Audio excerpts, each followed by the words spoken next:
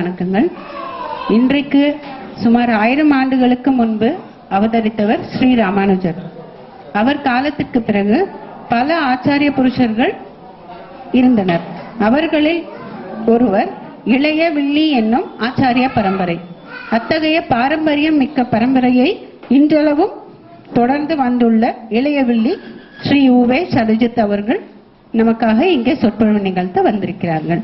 Internet யுகத்தில் ஆன்மீகத்தில் ஈடுபாடு கொண்டு ஆன்மீக சொற்பொழிவுகள் நடத்தி மிக பெரும் சாதனை செய்து கொண்டிருக்கிறார். இவரது நிகழ்ச்சிகள் தொடர்ந்து விஜய் டிவி, வேந்தர் டிவி, சங்கரா டிவி, திருமலா டிவி அனைத்து டிவிகளிலும் ஒளிபரப்பாகிக் கொண்டிருக்கிறது. இவர் ஊர் திருநெல்வேலியில் உள்ள ஆழ்வார் திருநகரி என்னும் ஊர். இவர் அவதரித்த கஷேத்திரம் அது. அவ்வூர் அத்தகைய பெருமை மிகு ஊரிலிருந்து நமக்காக மற்றொரு பாலகனாம் பிரகலாதனை பற்றி இந்த பாலகன் சொற்பொழிவு நிகழ்த்த இருக்கிறார். அவரது ஆன்மீக சொற்பொழிவில் அனைவரும் திளைக்க வருக வருக என்று வரவேற்கிறேன். வணக்கங்கள். முன்னாடி இப்ப மேடம் எல்லாம் சொல்லியிருக்கிறாங்க. மனிதனை பக்குவப்படுத்துவதற்காக ஆன்மீகம் என்பது மிகப்பெரிய சாதனம். அதனுடைய வழியாகத்தான் இது போல காரியங்கள் எல்லாம் நம்ம செய்கிறோம். அது மாதிரி ஒரு அமைப்புகள் இப்போ ஆரணிக்கு நமக்கு ஏற்பட்டு இது இப்போ 3வது 4வது நிகழ்வுகளாக நடக்கிறது. அவர் இன்னைக்கு பிரகலாத சரித்திரத்தை சொல்ல போறார். அதில் நரசிம்ம பிரபாவங்கள்லாம் வரும். பகவான் தசாவதாரத்தை செய்கிற பொழுது ஒரு அவதாரத்திற்கும் ஒரு நோக்கம் இருந்தது. தர்மத்தை உபதேசம் பண்ண வேண்டும் என்பதற்காக கிருஷ்ணாவதாரத்தை செய்தார். தர்ம பிரகாரமே வாழ்ந்து காண்பிக்க வேண்டும் என்பதற்காக ராமாவதாரத்தை செய்தார். அகங்காரத்தை அடக்க வேண்டும் என்பதற்காக வேண்டி வாமன அவதாரத்தை செய்தார். இப்படி ஒரு அவதாரத்துக்கும் ஒரு நோக்கம் இருந்தது. நோக்கமே இல்லாத ஒரு அவதாரம் உண்டு. நோக்கமே இல்லாத அவதாரம் எதுன்னு கேட்டீங்கன்னா நரசிம்ம அவதாரம். வேற ஒன்றும் இல்லை. தன்னையே ஸ்மரணம் பண்ணிட்டு இருந்த ஒரு பக்தனை காப்பாற்றணும் அப்படிங்கிற ஒரு விஷயத்துக்காக அந்த இரண்யகசிபானவர் என்ன வரங்கள்லாம் வாங்கினாலும் அதையெல்லாம் ஞாபகப்படுத்திட்டு இந்த பிள்ளையை காப்பாற்றுறதுக்காக சுவாமி வந்தார். அது நரசிம்மனுக்கு உண்டான விசேஷித்தமான பெருமை. அப்பேற்பட்ட விசேஷமான அந்த பிரகலாத சரித்திரத்தை, நரசிம்ம பிரபாவத்தை, இதுல ஒரு சந்தோஷமான விஷயம் என்னன்னு கேட்டீங்கன்னா, பிரகலாத சரித்திரத்தை பிரகலாதன் மாதிரி ஒருத்தர் சொல்ல போறார். அதனால அத்தனை உக்ரமா இருக்கக்கூடியதான நரசிம்மனுக்கு பிரகலாதனை பார்த்தா மாத்திரம் தான் சாந்தம் வந்துடும் அப்படின்னுட்டேன். அவர் எல்லாருக்குமே சாந்தத்தை கொடுக்குறபடியான ரூபத்திலேயே தான் இருக்கிறார். அதனால இந்த பிரகலாத சரித்திரத்தை அவர் நம்ம எல்லாம் செவியம் எடுக்க போறோம். சொல்லுவார், இது எப்படின்னு சொல்லிங்கன்னா பேச்சாளர்கள்லாம் சொல்லுவாங்க, கொஞ்சமா பேசணும், நிறைய கேட்கணும். அதனால தான் ஒரு வாய் 2 காது. நிறைய கேட்கறதுக்காக 2 காது, கொஞ்சமா பேசுறதுக்காக ஒரே வாய். அதனால நமக்கு எல்லாம் ஒரு பூர்வ ஜென்ம புண்ணியத்தினால இது போல இவங்க இந்த பக்தி சரித்திரத்தை 2 நாளைக்கு சொல்ல போறார். எல்லாரும் ஆழ்ந்து அவர் கருத்துக்கள் எல்லாம், அதாவது குழலினது ஆழினது என்பார் தந்தம் மழலை மொழி கேளாதவர்னு பெரியவங்கள்லாம் பேசுறதுங்கிறது வேற விஷயம். இது போல இளம்பராயத்தில் இருக்கக்கூடியவங்க சொல்றதுன்றது அவங்க நேராக சுவாமிக்கு சொல்றபடியாக அவர் மனசுல சுவாமி நம்ம எல்லாம் முன்னாடி உட்காந்துருக்கோம்னா பகவானை தியானம் பண்ணிட்டு தான் சொல்லுவார். அப்பதான் அந்த பிரபாவம் அவருக்கு முழுசா வரும். அதனால அவர் பகவானை தியானம் பண்ணிட்டு பகவானே நினைச்சுட்டு சொல்ல போற விஷயங்கள் எல்லாத்தையும் நம்ம ஆழ்ந்த மனசோட இப்ப சொன்னபடியாக இந்த செல்போன் மாதிரி தொந்தரவுகள் எல்லாம் கொஞ்சம் தூரம் வச்சுடலாம். ஒரு 1.5 மணி நேரத்துக்கு வச்சுட்டு ஆழ்ந்த கருத்துக்கள் எல்லாம் திளைக்கணும். அந்த சிம்மமூர்த்தியோட அனுகிரகம் எல்லாருக்கும் கிடைக்கணும்னு பிரார்த்தனை பண்ணிக்கிறோம். சந்தோஷம்.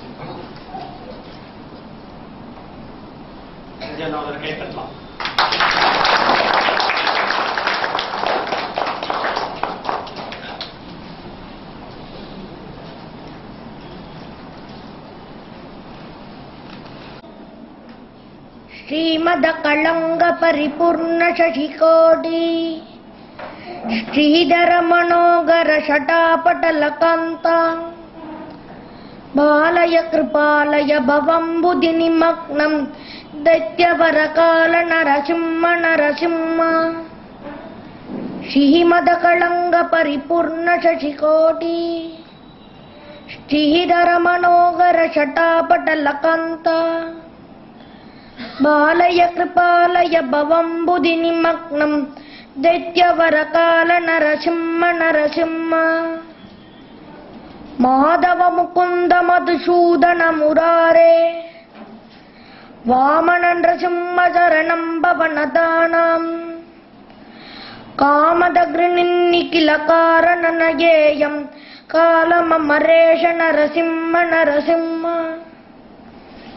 माधव मुकुंद मधुसूदन मुरारे वामन नृसिंह शरणं भवनदानां कामदग्निनिखिल कारणनयेयं कालममरेश नरसिंह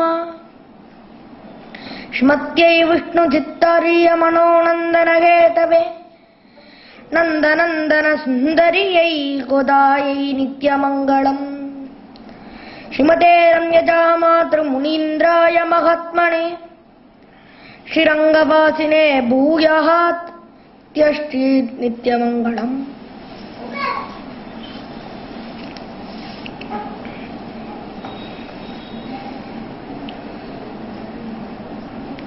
ஸ்ரீபதியான சர்வேஸ்வரன் ஸ்ரீமன் நாராயணன் இந்த லோகத்திலே பற்பல அவதாரங்களை செய்கிறான். அதை எங்கூர் ஆழ்வார் நம்மாழ்வார் அவர் தெரிவிக்கிறார்.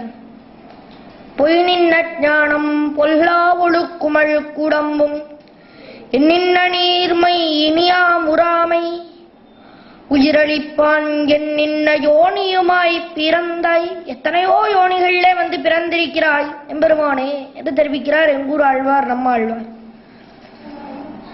அதே போல வேதமானது தெரிவிக்கிறது. அஜாயமானோ பகுதாபிஜாயதே தஸ்ய தீரா பரிஜானம் தியோனிம் மரீச்சீனாம் பதமிச்சந்தி வேதசஹ என்று வேதமானது தெரிவிக்கிறது. எம்பெருமான் எத்தனையோ பிறவிகள் வந்து பிறக்கிறான். பிறப்பில்லாதவன் வந்து பிறக்கிறான். பிறப்பில்லா நம்மை போலே கர்மத்தினாலே பிறக்காதவன் அவன் வந்து எத்தனையோ பிறவிகள் பிறக்கிறான் என்று வேதம் தெரிவிக்கிறது.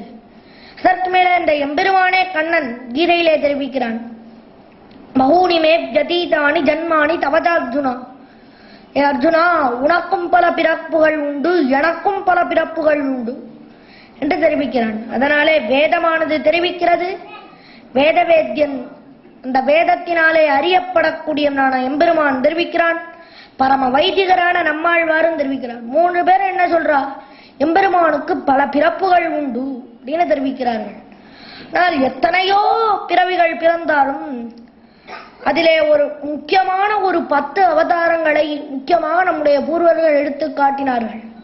ஷகூர்ம வர அகஸ்ட நாரசிம்மச்ச வாமனஹ ராமோ ராமச்ச ராமச்ச கிருஷ்ணக்கல்கித்ததைவச நீனோடாமை கேளல் அறிகுரலாய் முன்னுமிராமனாய்த்தானாய் பின்னுமிராமனாய் தாமோதரனாய் கர்த்தியுமானான் தன்னை என்று சொல்லக்கூடிய 10 அவதாரங்கள் 10 அவதாரங்களை எடுத்து காட்டினார்கள். அந்த 10 அவதாரங்களிலே முதல் 3 அவதாரங்கள் மத்ஸ்யாவதாரம் மீனாக பிறந்தான், கூர்மாவதாரம் ஆமையாக பிறந்தான், வராக அவதாரம் பன்றையாக வந்து பிறந்தான். 3 அவதாரங்கள் பண்ணினதும் மிருக ஜாதியிலே வந்து பிறந்தான். மிருகமாக வந்து பிறந்தான் 3 அவதாரங்கள். பிற்பாடு நரசிம்மத்தை விட்டுருவோம். நரசிம்மத்துக்கு அப்புறம் வாமனன்லேருந்து தொடங்கி மீதி இருக்கக்கூடிய அவதாரங்கள் 6 அவதாரங்கள் இருக்கிறது. இந்த 6மே மனிதனாக வந்து பிறந்தான். முதல்ல 3 மிருகமாக வந்து பிறந்தான், மீதி 6 மனிதனாக வந்து பிறந்தான். நடுவுல இருக்கிற ஒரு அவதாரம் கலந்த கட்டியா வந்து பிறந்தான். பாதி மிருகமும் பாதி மனிதனுமாக வந்து பிறந்தான் அந்த நரசிம்மன். அப்படி வந்து பிறந்தான் அந்த நரசிம்மன் என்று பார்க்கிறோம். அதிலே அதற்கு முன்றி இருக்கக்கூடிய அவதாரம் என்ன? வராக அவதாரம். வராகன் எதற்காக பிறந்தான் என்றால் ஹிரண்யாக்ஷன் என்ற ஒருத்தன் இருந்தான். ஹிரண்யாக்ஷன் இந்த பூமியை பாயாக சுருட்டி கொண்டு சென்றான். சுருட்டி கொண்டு போய் கடல் அதற்கு அடியிலே நன்றாக அழுத்தினான். அழுத்தி கொண்டு வைத்திருந்தான் அந்த ஹிரண்யாக்ஷன். பெருமான் வார்த்தான், சரி என்று நீருக்கும் சேருக்கும் அஞ்சாத வடிவம், அது என்ன? வராக அவதாரம். பெரிய பன்றி வடிவு எடுத்துக்கொண்டு வந்தான். பாதைதூர்த்து கிடந்த பார்மகற்கு பண்டொரு நாள் மாசுடம்பில் நீர் வாராமானமிலா பண்ணியம் தேசுடைய தேவர் திருவரங்கச் செல்வனார் பேசி இருப்பனர்கள் பேர்க்கவும் பேராவே தெரிவிக்கிறார் ஆண்டாள் நாச்சியார் திருமொழியில. பாசிதூர்த்து கிடந்த பார்மகற்கு, பாசிதூர்த்து நன்னா பாசியிலே அழுந்தி நீரிலே அழுந்து கிடக்கக்கூடிய அந்த பூமி பிராட்டியை எடுப்பதற்காக வராக அவதாரம் செய்தான். செய்து அந்த பூமியை எடுத்து கொண்டு வந்தான். இரண்யாக்ஷனை கொன்றான். அதற்கு அடுத்த அவதாரம் நரசிம்ம அவதாரம். அது இந்த ஹிரண்யாக்ஷன் ஹிரண்யகசிபு 2 பேரும் அண்ணா தம்பி. உண்மையிலேயே யார் என்று எடுத்துக்கொண்டு பார்த்தோமேயானால் பரமபதத்திலே இருக்கக்கூடிய ஜெய விஜயர்கள், அவர்கள் 2 பேரும் பரமபதத்திற்கு வாசல் காப்போனாக இருக்கக்கூடியவர்கள். ஜெயன் என்று ஒருத்தன், விஜயன் என்று ஒருத்தன். அவ 2 பேரும் சாபத்தினாலே பீடிக்கப்பட்டு எம்பெருமானுக்கு எதிரம்பு கோர்த்து எம்பெருமானோட சண்டை செய்து எதிரம்பு கோர்த்து பிராணனை விட்டார்கள். 3 பிறவிகள் பிறந்தார்கள். என்னெல்லாம் அப்படின்னா இரண்யாக்ஷ இரண்யகசிபு, ராவண கும்பகர்ணன், சுஷுபால தந்திரபக்தன். இந்த 3 பிறவிகள் தான். 3 பிறவிகள்ல ஒவ்வொருத்தாலும் அவ ஜெயன் விஜயன் 2 பேரும் அண்ணா தம்பியாவே பிறந்தார். அதிலே இந்த அவதாரத்திலே இரண்யாக்ஷன் இரண்யகசிபு ஏதாவது ஒரு காரணம் சொல்லிக் கொண்டு அந்த எம்பெருமானோட எதிரம்பு கோர்த்து சண்டை செய்து பிராணனை விட வேண்டும். அதுதான் இவர்களுக்கு உண்டான சாபம். அதனால என்ன காரணத்தை சொல்லிக் கொண்டான் இரண்யகசிபு என்று சொன்னால், அவன் இதை போலே என்னுடைய அண்ணன் ஹிரண்யாக்ஷன் அவனை கொன்று விட்டான். என்னுடைய அண்ணனை கொன்றவனை நான் கொல்லாமல் விடமாட்டேன், கொன்றே தீருவேன் என்று சொல்லிக் கொண்டான் ஹிரண்யகசிபு. அந்த ஹிரண்யகசிபு அவன் எப்படி இருந்தான்? அவன் தன்னுடைய அண்ணனை கொன்ற அந்த எம்பெருமானை கொல்ல முயன்றான். எப்படி முயன்றான் என்பதையெல்லாம் நாம் மேலே அனுபவிப்போம். அதைத்தான் அறியும் அறிந்தவனும் என்கிற தலைப்பிலே உபன்யாசம் செய்ய அடியேன் இங்கே வந்துள்ளேன். அறியும் அறிந்தவனும் என்று சொன்னால் அதற்கு என்ன அர்த்தம் அப்படின்னா, ஹரி என்றால் அதற்கு நிறைய அர்த்தங்கள் எல்லாம் இருக்கிறது. ஹரி என்பதற்கு முக்கியமாக ஒரு அர்த்தம் உண்டு. என்ன? எம்பெருமான் அப்படின்னு ஹரி என்பதற்கு ஒரு அர்த்தம். மேலே சிங்கம் அப்படின்னும் ஹரின்றதுக்கு ஒரு அர்த்தம் உண்டு. அதனாலே அந்த எம்பெருமானை பற்றியும் அதற்கு மேலே அறிந்தவன் யார், ஹரி நரசிம்மன், அறிந்தவன் யார் என்பதை நாம் மேலே இந்த சரித்திரத்தின் மூலே பார்ப்போம். இரண்யகசிபு அவன் நேராக போனான். ரொம்ப காலம் தபஸ் புரிந்தான். பெரிய மலையின் மேல ரொம்ப காலம் தபஸ் புரிந்தான். தபஸ் செய்து அங்க இருக்கக்கூடிய காலத்திலே பிரம்மா தோன்றினார். பிரம்மா தோன்றி, இரண்யகசிபுவே உனக்கு என்ன வரம் வேண்டும் கேள் அப்படின்னு கேட்டார். கேட்ட உடனே இரண்யன் தெரிவித்தான், எனக்கு இதை போல சாவே ஏற்படக்கூடாது, எனக்கு எப்பொழுதும் சாவு வரவே கூடாது, நான் எப்பொழுதும் உயிரோடே இருக்க வேண்டும் அப்படின்னு கேட்டான் இரண்யன். கேட்ட உடனே பிரம்மா சொன்னார், அது முடியவே ஒருத்தராலையும் முடியாது. சாவாத இருக்கிறது. ஒருத்தன் இந்த லோகத்திலே பிறந்து விட்டான் என்று சொன்னால் அவன் உயிரை விட்டுத்தான் ஆக வேண்டும். அதற்கு மேலே எங்கூர் ஆழ்வார் நம்மாழ்வார் வேற சொல்றார், பைய மனுஷரை பொய்யன்றி காலனையும் உடனே படைத்தான் அப்படின்னார். பைய மனுஷன் இந்த லோகத்துல மனுஷரை படைக்கக்கூடிய காலத்திலே யமனையும் சேர்த்து படைக்கிறான் அப்படின்னு சொல்ற. அதனால பிரம்மா தெரிவித்தார், யமனையும் சேர்த்து படைக்கிறான், அதனால யமனுக்கு வேலை இல்லையா? யமன் போக வேண்டாமா அவனோட லோகத்துக்கு? முடியவே முடியாது. சாவு ஒரு காலத்துல கட்டாயம் வரும், ஆனால் நீ வேறு வளம் கேள் அப்படின்னு கேட்டார். கேட்ட உடனே ரிஷியா கேட்க தொடங்கினான் இரண்யன், எனக்கு இதை போல யாராலேயும் சாவி ஏற்படக்கூடாது, எனக்கு மனுஷனாலே சாவி ஏற்படக்கூடாது, தேவ கந்தர்வர்களாலே சாவி ஏற்படக்கூடாது, மிருகத்தினாலே சாவி ஏற்படக்கூடாது, அதற்கு மேலே மரம் கல் எதனாலேயும் சாவி ஏற்படக்கூடாது, அதற்கு மேலே வீட்டிற்கு உள்ளே சாவு ஏற்படக்கூடாது, வீட்டிற்கு வெளியே சாவு ஏற்படக்கூடாது, ஆகாயத்திலே சாவி ஏற்படக்கூடாது, பூமியிலே சாவி ஏற்படக்கூடாது, பகலிலே சாவி ஏற்படக்கூடாது, இரவிலே சாவு ஏற்படக்கூடாது. உயிர் உள்ள பதார்த்தத்தினாலே சாவு ஏற்படக்கூடாது. உயிர் இல்லாத பதார்த்தத்தினாலே சாவு ஏற்படக்கூடாது. நனைந்த பதார்த்தத்தினாலே சாவு ஏற்படக்கூடாது. உலர்ந்த பதார்த்தத்தினாலே சாவு ஏற்படக்கூடாது. மேலே எந்த அஸ்திர சஸ்திரங்களாலேயும் சாவு ஏற்படக்கூடாது. வருஷம் நிறைய கேட்டுட்டே போனான். கேட்டுட்டே போன்றிருக்கும் போது வாய் வலிச்சு போச்சு இரஞ்சனுக்கு. நிறைய கேட்டு வாய் வலிச்சுடுச்சு. கடைசியா சொன்னான் இரஞ்சன், பிரம்மாவே நிறைய வரம் கேட்டுட்டேன், கடைசியா ஒன்னே ஒண்ணு மட்டும் கேக்குறேன். பிரம்மாவும் இத்தனை நேரமா கேட்டதுக்கு வரம் பண்ணி அவ்வளவு தபஸ் பண்ணி இருக்கானே, அதுக்கு ஏத்த மாதிரி வரம் கொடுத்து ஆக வேண்டுமே. நான் எல்லாத்துக்கும் ததாஸ்து ததாஸ்து என்ன சொல்லிட்டு வந்துட்டு இருந்தேன். உள்ள பயம் இருந்துட்டே இருந்தது. ஐயோ இவ்வளவு வரம் கேட்கிறானே, இவ்வளவு வரத்தையும் வாங்கிட்டு இவன் போய் நல்லதா பண்ண போறான், ஊருக்கு கட்டாயம் கெட்டதை தான் பண்ணுவான். இவ்வளவு வரத்தை வாங்கிட்டு போய் என்ன பண்ண போறானோ தெரியலையே அப்படின்னு பயத்துல இருந்த பொழுது இரண்யன் சொன்னான், ஒரே ஒரு வரம் மட்டும் கேட்டுடுறேன் பிரம்மாவே, உம்மால சிருஷ்டிக்கப்பட்ட எந்த பதார்த்தத்தினாலே எனக்கு சாவு ஏற்படக்கூடாது அப்படின்னு கேட்டான் இரண்யன். கேட்ட உடனே பிரம்மாவுக்கு அப்பா அப்படின்னு சந்தோஷம் ஏற்பட்டது, மிகுந்த ஆனந்தம் ஏற்பட்டது. அப்ப ஏற்பட்ட ஆனந்தம் படைக்கக்கூடிய காலத்துல கூட வரலன்னு விட்டார். ஏன் அப்படி ஒரு ஆனந்தம் ஏற்படணும் அப்படின்னா, என்னால் சிருஷ்டிக்கப்பட்ட எந்த பதார்த்தத்தினாலேயும் உனக்கு சாவு ஏற்படாது. ஆனால் என்னை சிருஷ்டித்தவன் ஒருத்தன் இருக்கிறான், என்னை சிருஷ்டித்தவனாலே உனக்கு சாவு ஏற்படும். நான்முகனை நாராயணன் படைத்தான், ஹோத்ரம்மானம் விததாதி பூர்வம், நாராயணாத் பிரம்மோ ஜாயதே, நாராயணாத் ருத்ரோ ஜாயதே, நாராயணாத் இந்திரோ ஜாயதே. இனி என்னை படைத்தவன் ஒருத்தன் இருக்கிறான், நான் படைச்ச இந்த பதார்த்தத்தினாலே உனக்கு சாவு ஏற்படாது. எம்பெருமான் அல்லவா என்னை படைத்தான், என்னை படைத்து எனக்கு வரம் கொடுக்கும்படியான சாமர்த்தியத்தை அவன் கொடுத்தான்.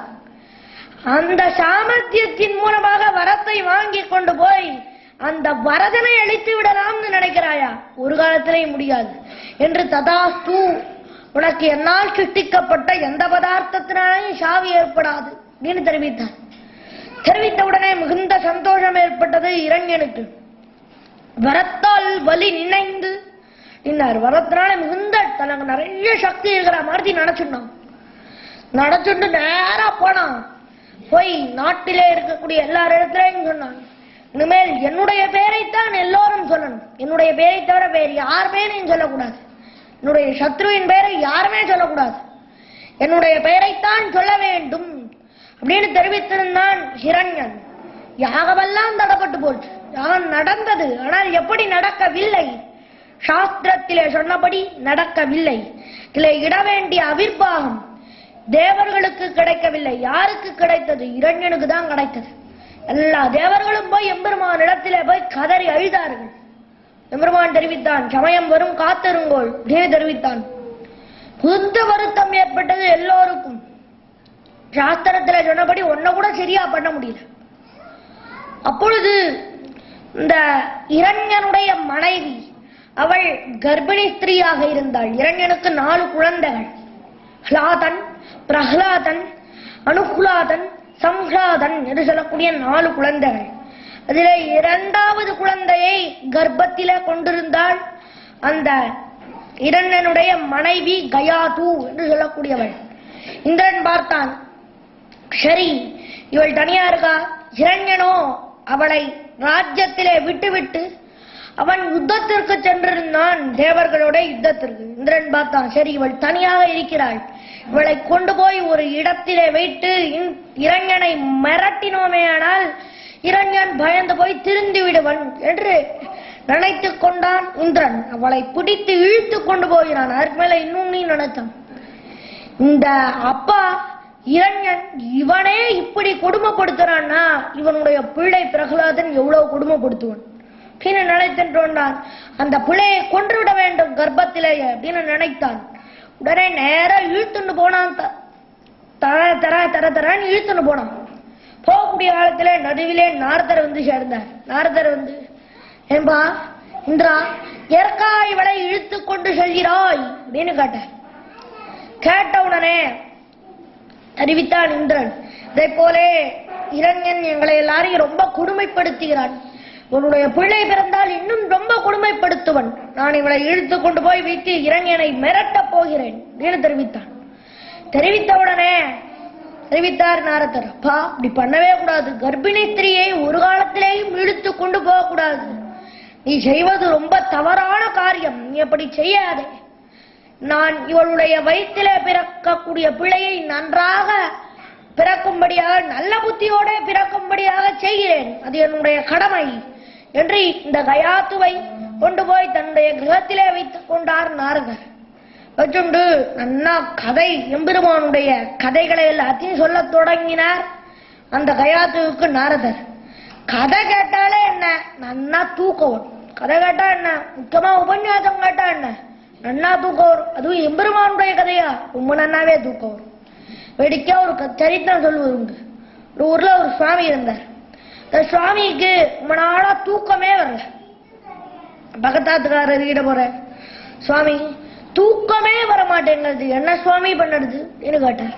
கேட்ட உடனே அந்த சுவாமி சொன்னார், அப்படியா, ஒரு வித்வான் இருக்கார், மகா வித்வான், ரொம்ப நன்னா ராமாயண காலக்ஷேபம் பண்ணுவார், வர கூப்பிடும், உபன்யாசத்துக்கு வையும், நன்னா தூக்கம் வரும் அப்படின்னா அந்த சுவாமி. சரி அப்படின்னு கூட்டார். இந்த சுவாமியும் கூட்டார். அந்த சுவாமி வந்தார். 48 நாள் ராமாயண உபன்யாசம், பெரிய உபன்யாசம் நடக்கிறது. அந்த சுவாமி உபன்யாசம் பண்ண தொடங்குவார் உபன்யாசம். பூஜந்தம் அப்படின்னு ஆரம்பிப்பார். ஆரம்பிச்சா என்ன, இவர் தூங்க ஆரம்பிப்பார். இந்த சுவாமி தூங்க ஆரம்பிப்பார். உபன்யாசத்தை ஏற்பாடு பண்ணுவார். உபன்யாசத்தை அவர் முடிப்பார்.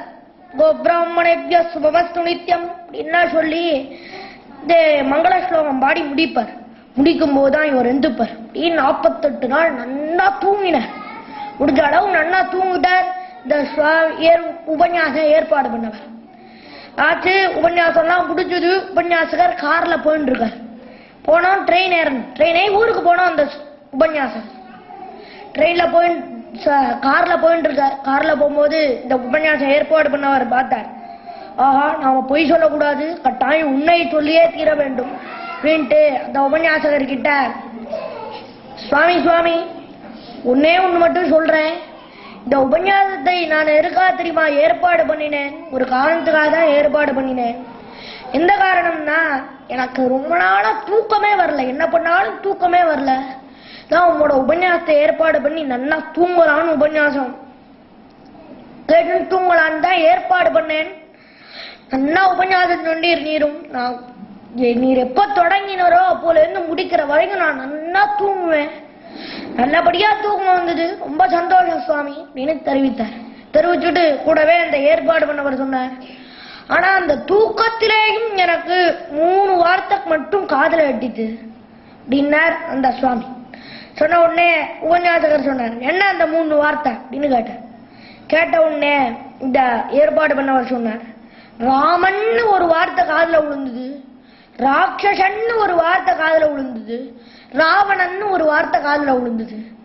இந்த 3 வார்த்தையில ராமன் ராட்சசனா ராவணன் ராட்சசனா அப்படின்னு கேட்டார் அந்த ஏற்பாடு பண்ணவர். கேட்ட உடனே உபன்யாசகர் சொன்னார், கார்ல போயிட்டு இருக்கார், காரை நிறுத்தும் ஓய் அப்படின்னார். காரை நிறுத்தினார். காரை விட்டு ஏற்பாடு பண்ணவரை இறங்க சொன்னார் உபன்யாசகர். உபன்யாசகரும் இறங்கினார். கொடுத்த நன்னா பட்டு வேஷ்டி, புடவை, அதுக்கு மேலே பழம், அத்தரப்பாக்கு, சம்பாவனை எல்லாத்தையும் எடுத்து உபன்யாசம் ஏற்பாடு பண்ணவர்கிட்டயே கொடுத்துட்டு உபன்யாசகர் சொன்னார், ஓய், ராவணனும் ராட்சசன் இல்ல, இந்த உபன்யாசத்தை சொல்ல வந்தேன் பாரு, நான் தான் ராட்சசன் அப்படின்னா இந்த உனக்கு போய் சொல்ல வந்தேனே நான் தான் ராட்சசன் அப்படின்னு சொல்லிட்டு போனேன். அதனால என்ன உபன்யாசம் கேட்டா நல்லா தூக்கம் வரும். ஒரு குழந்தை அழுதுண்டே இருந்தது, தூக்கமே வரல, அழுதுண்டே இருந்த உடனே என்னன்னா அழுதுண்டே இருக்கேன், என்னன்னா பண்ணுறது அப்படின்னு மனைவி கணவன் கிட்ட கேட்டா. அவர் சொல்லார், ராமாயண புஸ்தகத்தை எடுத்து தலைமாட்டில் வை, தூங்கி போடும் அப்படின்னு. ராமாயண புஸ்தகத்தை எடுத்து தலைமாட்டில் வச்சா 5 நிமிஷத்துல அந்த குழந்தை தூங்கி போடுது. அதனால என்ன, எம்பெருமானுடைய கதை கேட்டா ரொம்ப நன்னா தூக்கம் வரும். அதே போல இவளும் நன்னா தூங்கினா இந்த கையா தூங்கும். அப்படின்னு ஒரு சப்தம் மட்டும் கேட்டுட்டே இருந்துச்சு. உபன்யாசம் சொல்றவாளுக்கெல்லாம் அந்த சப்தம் அப்படின்னு சொல்லிட்டே இருந்தாதான் அவளுக்கு சொல்லறதுக்கு இன்ட்ரெஸ்டா இருக்கும். நன்னா சொல்லுவா. அதனால என்ன, அந்த சப்தம் கேட்டுட்டே இருந்துச்சு. பார்த்தார் நாரதர், என்னடா அது இவ்வளோ தூங்குறா, சப்தம் மட்டும் வருது. உடனே சில பேர்லாம் பண்ணுவா, தூங்கிட்டே இருப்பா, ஆனா வாய் மட்டும் ஊன்னு சொல்லிட்டே இருக்கும், சொல்லிட்டே தூங்குவா. இவ்வளவு பழக்கம் பண்ணி வச்சிருப்பா போல. ஏதாவது பழக்கம் பண்ணி வச்சுட்டு இருக்காடா. என்னுடைய வேடிக்கையா சொல்வது உண்டு. அடி என்னுடைய தாத்தாவினுடைய உபன்யாசத்துல ஒரு மாமி வந்துட்டு இருந்தா. தினமும் உபன்யாசத்துக்கு வருவாள். நன்னா கண்ணை மூடின்னு இருப்பாள். கண்ணை மூடிட்டு நன்னா எந்தெந்த சமயத்துல எப்படி இப்படி தலையாட்டணுமோ அப்படி எல்லாம் ஆட்டி ஆட்டி கேட்டுன்னு இருந்தார். எங்க தாத்தாவும், ஆஹா என்னமா ரசிச்சு கேட்கறா, கண்ணை மூடிட்டு ரசிச்சு கேட்கறா, என்னன்னா ரசிச்சு கேட்கறா அப்படின்னு சொல்லிட்டே இருந்தார். ஒரு நாள் டங்குன்னு போய் தூண்ல போய் தலையை இடிச்சுண்டா. அப்பதான் தெரிஞ்சது, ஓஹோ நன்னா தூங்குறா அப்படின்னு. அப்பதான் தெரிஞ்சது. சில பேர்ல நன்னா தலையாட்டின்னு சொல்லிட்டே தூங்கிட்டு இருப்பா. அதே போல அந்த மாதிரி இவள் செய்யறாளா அப்படின்னு நன்னா உத்து காட்டார் நாரதர். பார்த்தால் அவள் சொல்லவில்லை, அந்த குழந்தையானது சொன்னது, கர்ப்பத்திலே இருக்கக்கூடிய குழந்தையானது சொன்னது. கேட்டார், ஆச்சரியப்பட்டு போனார் நாரதர். ஆஹா, இந்த குழந்தை சொல்லுகிறதே, நாம் இந்திரனுக்கு கொடுத்தோமே அந்த வாக்கு, அதை கட்டாயம் நிறைவேற்றலாம், இதில் சந்தேகமே கிடையாது என்று நினைத்தார். பிற்பாடு இரண்யன் வந்தவுடனே கயாத்வை இரண்யனிடத்திலே ஒப்படைத்தார். படைத்தவுடனே இந்திரன் இப்படியா செய்தான் என்று மிகுந்த கோபம் ஏற்பட்டது. கரையை யுத்தமெல்லாம் செய்தான் ஹிரண்யன். பிற்பாடு அவனுக்கு அந்த பிரகலாதன் அந்த குழந்தை பிறந்தான்.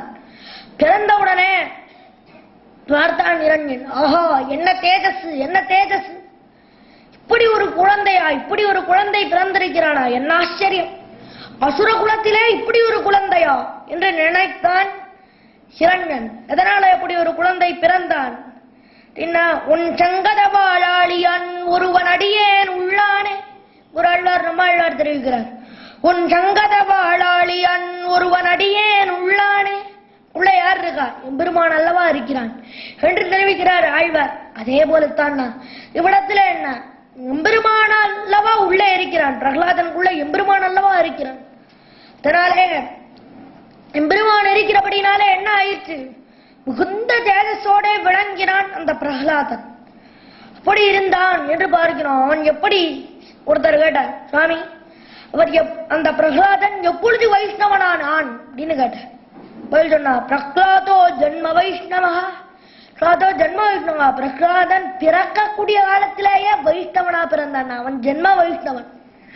இப்படி பிறக்கணும்னா என்ன பண்ணணும் அப்படின்னா, கர்ப்பத்துல இருக்கக்கூடிய காலத்திலே டிவி பார்க்க கூடாது. டிவி பார்த்தா என்ன, அங்கேருந்து போலீஸ் வரான், திருடன் வரான், திருட ஓடுறான் அப்படின்னா என்ன, அந்த குழந்தையும் அதே மாதிரி பிறக்கும். அதனால என்ன, கர்ப்பத்தில் இருக்கக்கூடிய காலத்துல டிவி பார்க்க கூடாது, நல்லா உபன்யாசம் கேட்க வேண்டும், மேலே நிறைய கதையெல்லாம் கேட்க வேண்டும், எம்பெருமானுடைய கதையெல்லாவற்றையும் கேட்க வேண்டும் என்று நாம் தெரிந்து கொள்கிறோம் இவ்விடத்துல.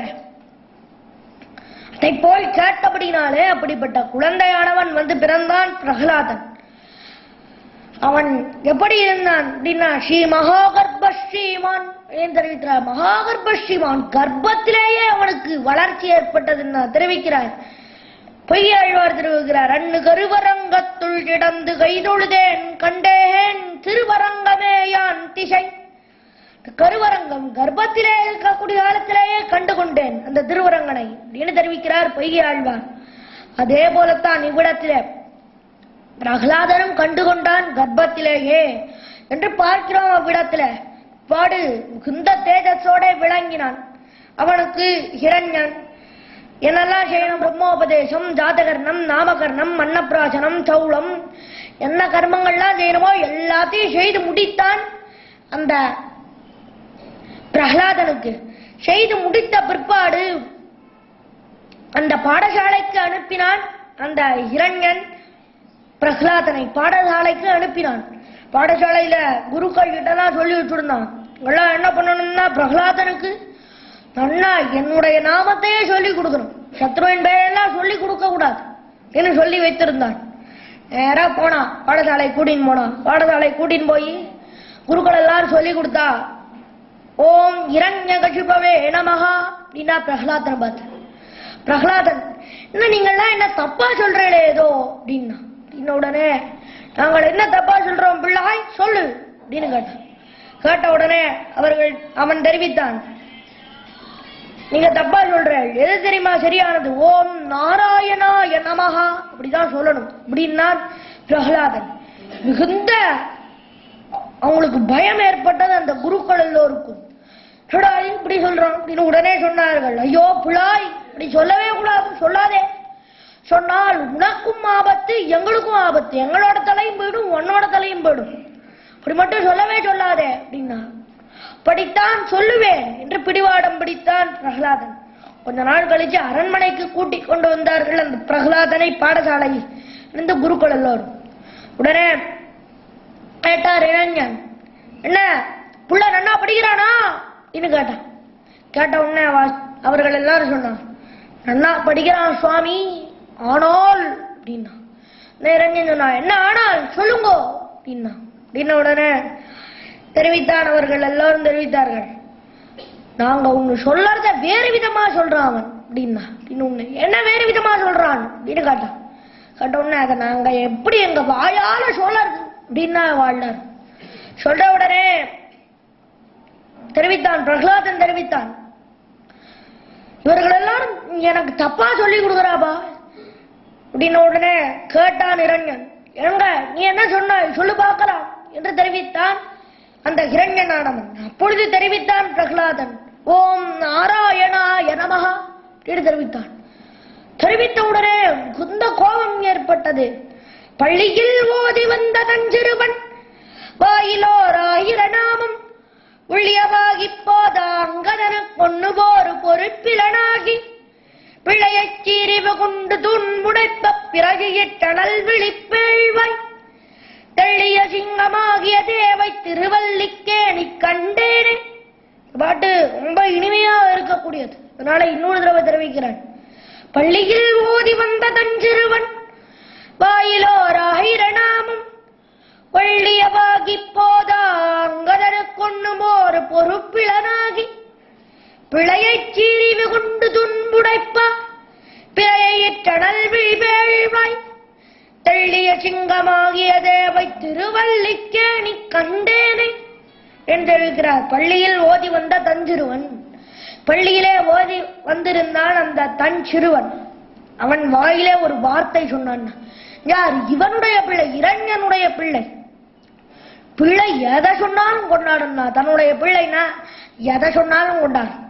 காஞ்சி சுவாமி ஒடுக்கா தெரிவிப்பார், குழந்தை சொல்லித்தான், அம்மா சாஞ்சா மோஞ்சா பீஞ்சு வச்சா இது சொல்லும் குழந்தைகள். ஒருத்தர் வியாக்கியானம் பண்ணும், அம்மா சாத்துமது சாதம் மோரும் சாதம் பிசைந்து வைத்தாள் அப்படின்றத அப்படி சொல்லும். சொன்னா என்ன, அம்மா ஆஹா சதுஷ்டாஷ்ட பண்டிதன்னா 4 வேதமும் தெரியும், அவளுக்கு 4 சாஸ்திரமும் தெரியும், என்ன ஆச்சரியம், அம்மான்றா தாஞ்சான்றா மோஞ்சான்றா பிசைஞ்சு வச்சான்றா, அம்மான்றா முதல்லயே அக்கார வாக்கியம் சொல்லிட்டான்னா, என்ன ஆச்சரியம், இவனுக்கு 4 வேதமும் தெரியும் அப்படின்னு கொண்டாடுவார். அதனால என்ன, முதல்ல என்ன எதை சொன்னாலும் பிள்ளை எதை சொன்னாலும் கொண்டாடணும். அதற்கு மேலே என்ன, அந்த வார்த்தையை பார்த்தால் 1000 நாமம், இந்த வார்த்தையை பார்த்தா யார் சொன்னாலும் கொண்டாடணும். தன்னுடைய பிள்ளை சொன்னால் ரொம்ப விசேஷமாக கொண்டாட வேண்டும், அதற்கு மேலே யார் சொன்னாலும் கொண்டாடும். நண்பன் சொன்னா கொண்டாடணும், பக்கத்து வீட்டுல இருக்கிறவன் சொன்னா கொண்டாடணும், ஏன் சத்ருவே சொன்னாலும் கொண்டாட வேண்டும் அப்படின்னு தெரிவிக்கிறார் இவ்விடத்துல. அப்படிப்பட்ட வார்த்தை 1000 நாமம் சொன்னான்னா, ஆனா கொண்டாடவே இல்லை. ஆனால் உண்மையிலேயே பிரகலாதன் 1000 நாமமா சொன்னா, விஷ்ணு சகஸ்ரநாமமா சொன்னான் இல்லையே, ஒரு நாமம் தானே சொன்னான், நாராயணான்ற நாமம் தானே சொன்னான் அப்படின்னா குராழ்வார் நம்மாழ்வார் தெரிவிச்சு விட்டார். 1000 உலகேழளிக்கும் 1000 கொண்டதோரு பெயருடைய நாராயணன். 1000 நாமத்திற்கு சமானம் எது? நாராயணான்னு சொல்லக்கூடிய நாமம்னு தெரிவித்தார். அதனால அந்த நாமத்தை சொன்னான். உள்ளியவாகி போதா ஸ்பஷ்டமா சொன்னான் பிரகலாதன். அங்கதன கொண்ணுமோ ஒரு பொறுப்பிலனாகி பொறுக்கல, எனக்கு அப்படியே பொறுக்கல, கோபம் வந்தது, இம்சிக்க சொன்னான். பிரகலாதனை நேர கடலிலே தூக்கி போட்டார்கள். அதற்கு மேலே விஷத்தை கொடுத்தார்கள். இவளை விஷமுள்ள பாம்பினாலே கொத்தச் செய்தார்கள். யானையை விட்டு மிதிக்க சொன்னார்கள். இதை போல பல கொடுமைப்படுத்தினார்கள், அக்னியிலே தூக்கி போட்டார்கள். பாடு கடைசியில என்ன, மலை மலை மேலேந்து தூக்கி போட போறா. பெரிய மலை, ஹிமயமலைன்னு வச்சுக்கிறது. இவ்வளவு பெரிய மலையிலேருந்து தூக்கி போட போறா. பிடிச்சுக்கிறா, கை பக்கம் 2 பேர் பிடிச்சுண்டா, 2 காவலாளிகள் பிடிச்சுண்டா, கால் பக்கம் 2 பேர் பிடிச்சுண்டா. 1 2 3 அப்படின்னு சொல்லிட்டு தூக்கி போட்டா. தூக்கி போட்ட உடனே என்ன, பிரகலாதன் ஐயோ அம்மா போயிட்டேனே அப்படின்னு சொல்லிட்டு உடனே என்ன மார்பை பிடிச்சுட்டான்னா, மார்பிலே எம்பெருமான் எழுந்தருள் இருக்கிறான், அவனுக்கு எந்த விதமான ஆபமும் ஏற்படக்கூடாது என்று அதை பிடித்தான். புஸ்தர்வே பாலம் தைதேய கிங்கராஹ அபாதசோப்யதிக்ஷித்தஹ ஹிருதயேன புத்வஹன்னரி அப்படின்னு தெரிவிக்கிறார். குணத்திலே அபாதசோ ததச்சி புஸ்தர்வே பாலம் தைதேய கிங்கராக, அந்த கிங்கரர்கள்லாம் பாலனை தூக்கி போட்டான் பிரகலாதன். என்ன ஹிருதயேன புத்வஹன்னரி, எம்பெருமான் அவன் சாத்தி கொண்டிருக்கக்கூடிய ஒரு வளையம், நிகழ்ச்சிரங்கத்தில் போனா சேவிக்கலாம், ஒரு திருத்துழாய் வளையம் சாத்தின்னு இருப்பார். வளையம் இல்லாத நாளே கிடையாது, எப்பவும் வளையம் சாத்தின்னு எழுந்தருளி இருப்பார். இந்த வளையத்துக்கு கூட ஆபத்து ஏற்படக்கூடாது அப்படின்னு அப்படியே பிடித்துண்டான் மார்பை. பிடித்து கொண்ட உடனே என்ன ஆயிற்று, வந்தான் எம்பெருமான் வந்தான், 1000 தோளால் வந்தான். 1000 தோளை எடுத்துக்கொண்டு வந்து அந்த பிரகலாதனை தாங்கினான், தாங்கி அணைத்துக் கொண்டான். பிரகலாதன் தன் மார்பில் இருக்கும் மாதவனை கண்டான். எம்பெருமான் தன் மார்போடு அணைத்துக் கொண்டான். மா இருக்கும் இடத்தில் அணைத்துக் கொண்டான். மா என்றால் பிராட்டி, அவள் இருக்கும் இடத்தில் அண்ணா அணைச்சுண்டான். சொந்த சந்தோஷம் ஏற்பட்டது, அவனுக்கு சாவே ஏற்படல. இதே போலத்தான் ஆண்டாள் திருப்பாவையிலே தெரிவிக்கிறார். புள்ளின் வாய்க்கீண்டான் புள்ளும் சிரம்பினகான் புள்ளரையன் கோயில் வெள்ள வெளிசங்கின் பேரரவம் கேட்டிலையோ பிள்ளாய் எழுந்திராய் பேய்முல நஞ்சுண்டு கள்ளச்சகடம் களக்களிய காலோச்சி வெள்ளத்தரவில் துயிலமம் தவித்திரை உள்ளத்துக் கொண்டு முனிவர்களும் யோகிகளும் மெல்ல விழுந்து அரியண்ண பேரரவம் உள்ளம் புகுந்து குளிர்ந்தேலோர் எம்பாவாய் தெரிவிக்கிறார். உள்ளத்துக் கொண்டு முனிவர்களும் யோகிகளும், உள்ளத்துல அந்த எம்பெருமான வச்சுருக்கிற முனிவர்கள் யோகிகள் அவள்லாம் என்ன பண்ணிருக்கா, தியானம் ராத்திரி படுத்துட்டு கார்த்தால எங்கும் போது மல்ல எழுந்து மெதுவா எழுந்திருக்கிறா. உள்ள இருக்கக்கூடிய எம்பெருமானுக்கு எந்த ஆபத்தும் ஏற்படக்கூடாது அப்படின்னு மெதுவா எழுந்திருக்கிறான். அப்படி மெதுவாக எந்திருக்கிறார்கள் அந்த உள்ளத்துக்கு இந்த முனிவர்கள் யோகிகள் என்று தெரிவிக்கிறாள் ஆண்டாள். அதே போலத்தான் பிரகலாதன், அவனும் மார்பிலே இருக்கக்கூடிய எம்பெருமானுக்கு ஒரு ஆபத்து ஏற்படக்கூடாதுன்னு பிடித்துக் கொண்டான். அந்த பிரகலாதனுக்கு ஒரு ஆபத்தும் ஏற்படவில்லை. பார்த்தான் ஹிரண்யன் பிரகலாதனை பாட்டு கேட்டான். ரொம்ப ஆச்சரியமா இருந்தது ஹிரண்யனுக்கு. எடாப்பா நாம சாவா வரம் கேட்டுட்டு வந்தோம், ஆனா இவன் எந்த வரமும் கேட்காத சாகாத இருக்கானே, இது எப்படின்னு தெரியலையே என்று ரொம்ப ஆச்சரியப்பட்டான். இரண்யன் கேட்டான், ஏண்டா என்னுடைய சத்ருவின் பெயரை போய் சொல்லறியே அப்படின்னு சொன்னான் ஹிரண்யன். சொன்ன உடனே தெரிவித்தார் பிரகலாதன், ஏன்பா சத்ருன்னு ஏதாவது ஒண்ணு உண்டாப்பா, சத்ருன்னு ஒருத்தன் கிடையவே கிடையாது. ஏன், எல்லா பதார்த்தத்திலேயும் எம்பெருமான் இருக்கிறான். சர்வபூதாத்மகே தாத்தா ஜகநாதே ஜகன்மயே பரமாத்மனி கோவிந்தே மித்தாமித்த கதா குதா என்று தெரிவித்தார். சர்வபூதாத்மதே தாத்தா, எல்லா பூதங்களுக்குள்ளேயும் இந்த எம்பெருமான் இருக்கான், எல்லா பதார்த்தத்திலேயும் அந்த எம்பெருமான் இருக்கிறான். இப்படி இருக்கக்கூடிய இடத்துல யார் சத்ரு?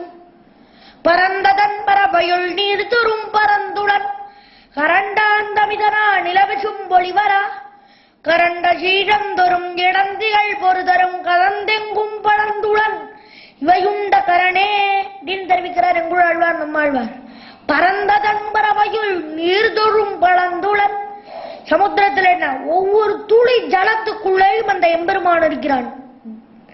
எம்பெருமான் ஒவ்வொரு துளி ஜலத்துக்குள்ளே இருக்கிறான். அதுக்கு மேல என்ன, கரந்த சீரந்தொரும் இளந்திகள் பொறுதரும் பரந்தெங்கும் பரந்துடன் சிரீட்டம் அப்படின்னு ஒரு சின்ன பூச்சி, சின்ன புழு மாதிரி ஒரு பூச்சின்னு வச்சுக்கிறது. இந்த பூச்சி என்ன அப்படின்னா நம்முடைய மூச்சு காத்து பட்டா உயிரை விட்டுரும், அவ்வளவு சூக்ஷ்மமான பூச்சி, ரொம்ப சின்ன பூச்சி. அந்த பூச்சிக்குள்ளேயும் இருக்கான், எல்லாத்துக்குள்ளேயும் இருக்கான். சின்ன பதார்த்தம் தொடங்கி எல்லா பதார்த்தத்திலேயும் இருக்கிறான். ஆனா அவன் இல்லாத இடமே கிடையாது. அவன் இருக்கிற இடம்லாம் என்ன சத்ருவா? அவனா சத்ரு? எதுவுமே சத்ரு கிடையாது. யாரையுமே நாம் சத்ருவாக நினைத்து நிந்திக்க கூடாது. எல்லா இடத்திலையும் எம்பெருமான் இருக்கிறான். அவளை நிந்திக்கவே கூடாது நாம். அதுதான் எல்லாத்தையும் எம்பெருமானாக நினைக்க வேண்டும். தான் வைஷ்ணவனுடைய லட்சணம் தெரிவிக்கிறார் அவ்விடத்துல.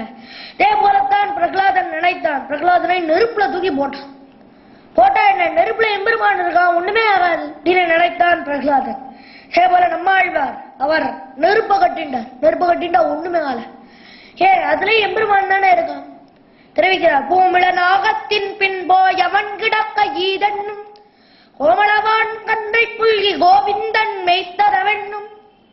பூமிழ நாகத்தின் பின் போய் ஏண்டு ஒரு கண்ணு, கோமளவான் கண்ணை புல்கி கோவிந்தன் மெய்த்தரவன் ஒரு கண்ணு.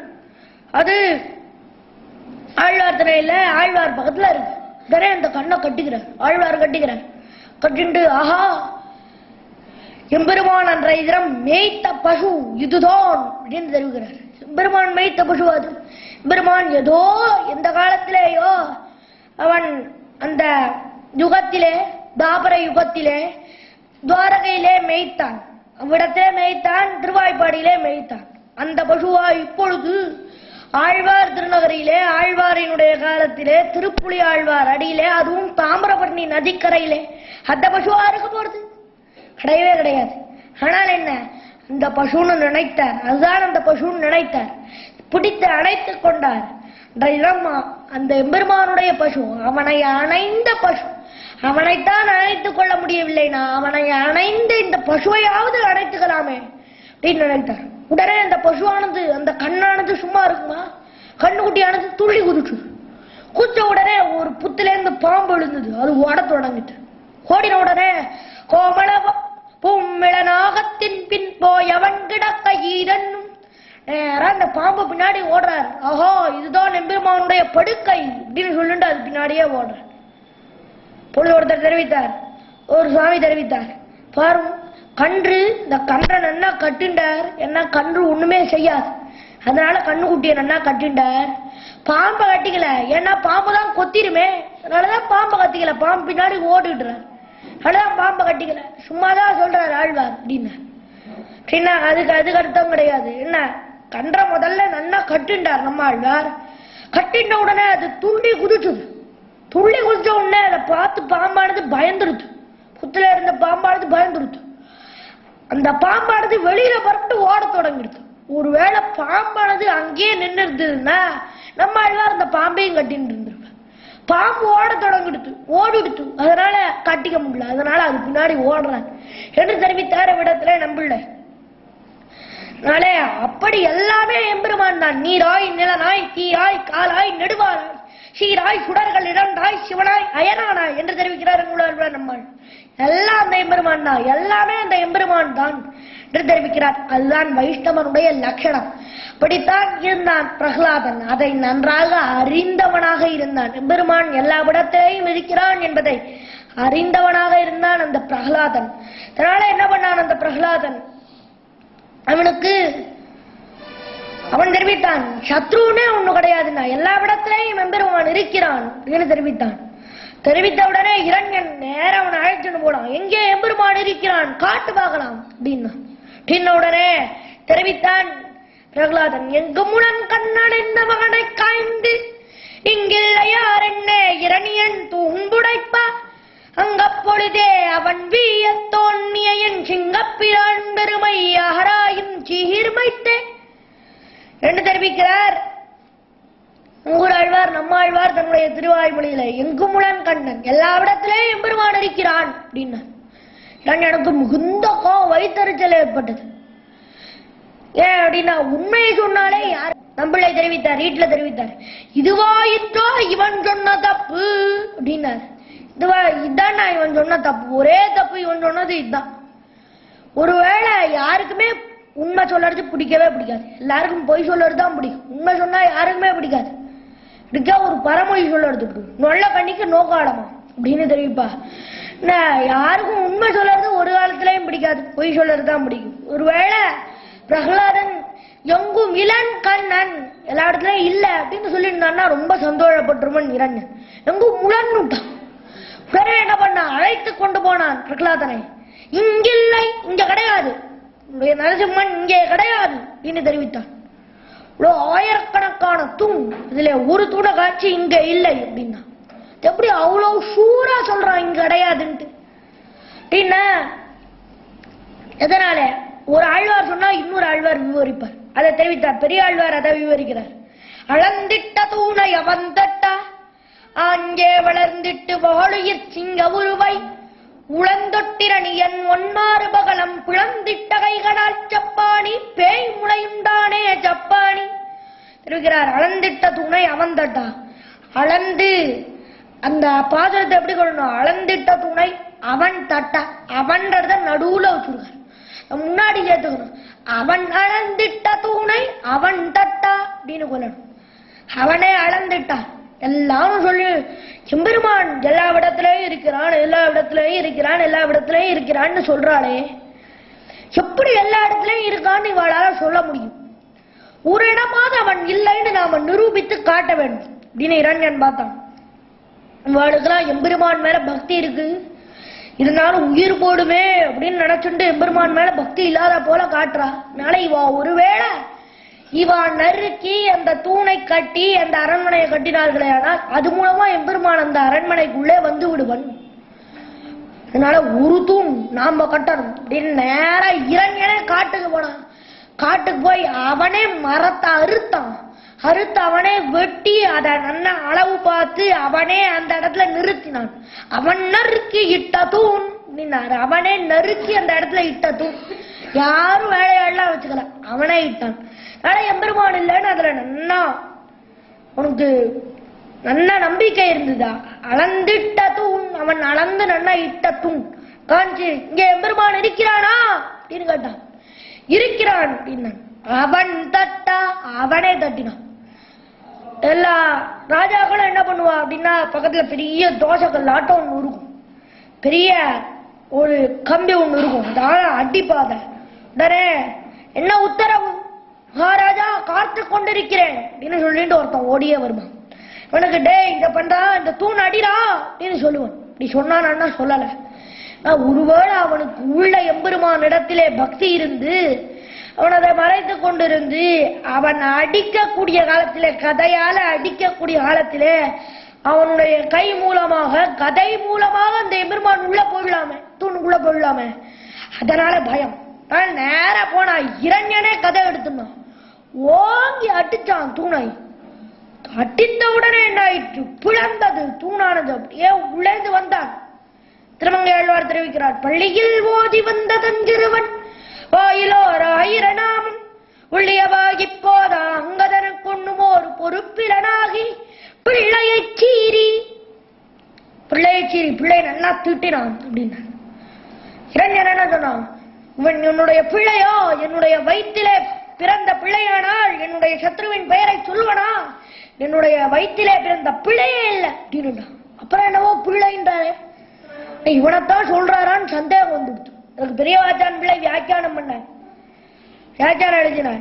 இவன் திருவங்கையாழ்வாரினுடைய பிள்ளை அப்படின்னார். பிரகலாதன் இருக்கானே திருமங்கையாழ்வார் பிள்ளைனார்.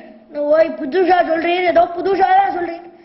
இவனோ இரண்யனுடைய பிள்ளை, திருமங்கையாழ்வார் பிள்ளைன்ற அப்படின்னா அதுக்குதான் காட்டினான். அபாகவதர்கள் நாத்திகர்கள் எனக்கும் உனக்கும் சம்பந்தமில்லை என்று சொன்னதுமே காரணமாக எம்பெருமானவர்களை அங்கீகரிப்பன் அல்லது பாகவதர்கள் அவர்களை அங்கீகரிப்பார்கள் என்று தெரிவித்தார்.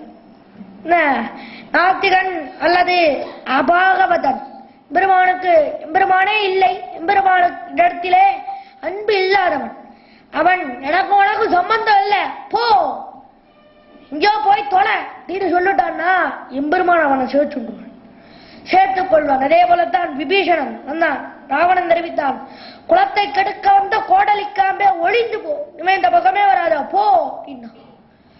லங்கையை விட்டான், எல்லாத்தையும் விட்டு நேரா ராமன் கிட்ட வந்தான். ராமன் கிட்ட வந்து, ராமா லங்கையை விட்டேன், லங்கையில இருக்கக்கூடிய எல்லாரையும் விட்டுட்டேன், என்னுடைய மனைவி மக்கள் எல்லாரையும் விட்டுட்டேன், விட்டுட்டு வந்து நின்றுட்டேன். நீ என்னை சேர்த்துக்கொள் அப்படின்னு தெரிவித்தான். பிற்பாடு ராமன் சேர்த்துண்டான், ராமனும் சேர்த்துண்டான், அவர்களை சுக்ரீவாதிகளும் சேர்த்து கொண்டார்கள். அடே அவன் சம்பந்தம் இல்லைன்னு சொல்லிட்டா என்ன, எம்பெருமான் அவனை அங்கீகரிப்பன் அப்படின்னு தெரிந்து கொள்கிறோம். நாளை இரண்யன் என்ன பண்ணான், நீ என்னுடைய பிள்ளையே கிடையாதுன்னு சொல்லிட்டான். நாளை என்ன பண்ண, திருமங்கை ஆழ்வார் அங்கீகரித்தார், இவர் என்னுடைய பிள்ளைன்னு. பிள்ளையை சீறி வெகுண்டு துன்புடைப்பா துணடித்தான் பிறையை சணல் விழிப்பேழ்வாய் விளைந்து தெள்ளிய சிங்கம், தெளிந்த சிங்கமா வந்தான். கடைசியில தெள்ளிய சிங்கம்ன்றது தொலைசிங்கம்னு ஆயிடுச்சு. தொலைசிங்கம் அப்படி தொலைசிங்கம்னு ஆயிடுச்சு. நான் என்ன மேயான பேர் தொலைசிங்கம் இல்லை, இருந்தாலும் நம்முடைய பூர்வர்கள் அதை அழிக்கவில்லை என்றால் ஏதோ ஒரு பக்தன் அதை தொலைசிங்கம்னு கூட்டிருக்கான். அதுவும் எம்பெருமானுக்கு பிடித்த பெயர் தான் அப்படின்னு அழிக்காமல் வைத்திருந்தார்கள். தெள்ளிய சிங்கம்ன்றதுதான் ஜெர்ந்த பேர், திருமங்கையாழ்வார் கொடுத்த பேர். தெள்ளிய சிங்கமாகிய தேவை திருவள்ளிக்கேணி கண்டேனே, திருவள்ளிக்கணியில பார்த்தேன். இதே எங்கூர் ஆழ்வார் நம்ம ஆழ்வார் தெரிவித்தார். எங்கு முழங்கண்ணன் என்ன மகனை காய்ந்து இங்கில்ல யார் என்ன இரணியன் தும்புடைப்பா தூண உடைச்சான். அங்கு அப்பொழுதே அவன் வீய தொன்னியன் அங்கு அங்கு அப்படின்னா தூணை உடைக்கக்கூடிய காலத்துல வேற ஏதோ ஒரு தூண்ல இருந்து நரசிம்மன் வந்திருந்தானே, ஆனால் இரண்யன் சொல்லியிருப்பான், ஐயோ இந்த தூண்ல இல்ல அந்த தூண்ல தான் இருந்திருக்கான், இந்த தூண்ல இல்லவே இல்லை அப்படின்னு சொல்லியிருப்பான். அல்லது அப்பொழுதே தோன்றினான், கொஞ்ச நேரம் கழிச்சு தோன்றியிருந்தா நான் அடிக்கும் போது இல்ல அப்புறம் வந்திருக்கான் அப்படின்னு சொல்லுவோம். அங்கு அப்பொழுதே அவன் வீய தோன்றியவன் அப்படியே ஆச்சரியப்படும்படியா தோன்றினான். என் சிங்கப்பிரான் பெருமை அகராயும் சீர்மைத்தே, என் சிங்கப்பிரான் அப்படின்னா இவருடைய சிங்கப்பிரானா, பிரகலாதனுக்காக வந்தான், இவருடைய சிங்கப்பிரானா அப்படின்னா இது என்ன மகோபகாரம் அப்படின்னா நம்மாழ்வார் கொண்டது மகோபகாரம். வேறு ஒருத்தருக்கு செய்த உபகாரத்தை தனக்கு செய்ததாக நடக்க வேண்டும், இதுதான் பாகவத லட்சணம். வேறு ஒருத்தருக்கு பகத்தாத்துக்காரனுக்கு அண்ணா நிறைய பணம் கொடுத்துருக்கான்னா, ஆமா பெருமான் அவனுக்கு மட்டும் கொடுக்கறான், எனக்கு 4 பைசா கொடுக்க மாட்டேங்கிறான் அப்படின்னு சொல்லக்கூடாது. ஆஹா அவனுக்கு கொடுத்திருக்கிறானே அதுவே சந்தோஷம் என்று சொல்ல வேண்டும். அதுதான் பாகவத லட்சணம் அப்படின்னு தெரிவிக்கிறார் இவ்விடத்துல. அப்படி சொல்ல வேண்டும். அதே போல நம்மாழ்வார் தெரிவித்தார். என்ன தெரிவித்தார், அவன் என்னுடைய சிங்கப்பிரான்னா என்று தெரிவித்தார். அதுதான் வைஷ்ணவ லட்சணம்.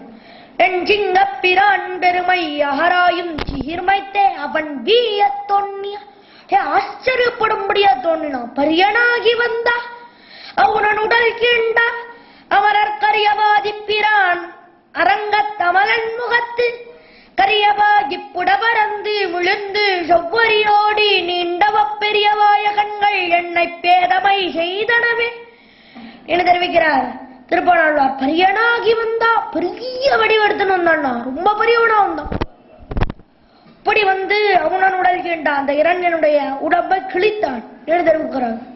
அப்படியே சிரித்தது சங்கட்சியம் அப்படின்னாரு. அப்படியே சிரிச்சுட்டு வந்தான், அட்டகாசம் பண்ணிட்டு வந்தான். கோபுரோ பரி விஜம்பி தமிழே பட்டார் தெரிவிக்கிறார். ஆச்சரியம், கோபுரத்து மேல உட்கார்ந்து இருக்கான். ஸ்ரீரங்கத்துல இன்னைக்கு போனா தெரிவிக்கிறான், மெட்டழகிய சிங்கர் கோபுரத்தின் மேல உட்கார்ந்து சிரிச்சான். தான் கம்பர் தெரிவிக்கிறார், சிரித்தது சங்கட்சியம் என்று தெரிவிக்கிறார்.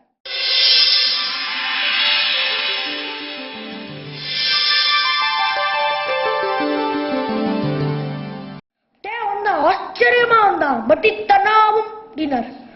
நாக்கெல்லாம் அப்படியே மடிச்சுன்னு வந்தான். நாக்க மடிச்சுன்னு வந்தான். வாய் எங்க இருந்தது, இங்க இருந்தது, எங்கோ இருந்தது. கண்ணெங்க போடுத்து, நெத்திக்கு போடுத்து, புருவம் மேல் தலையில இருக்கு, அப்படி இருக்கு. அப்படிப்பட்ட பயங்கரமான அதிபயங்கரமான வடிவத்தோட வந்தான்.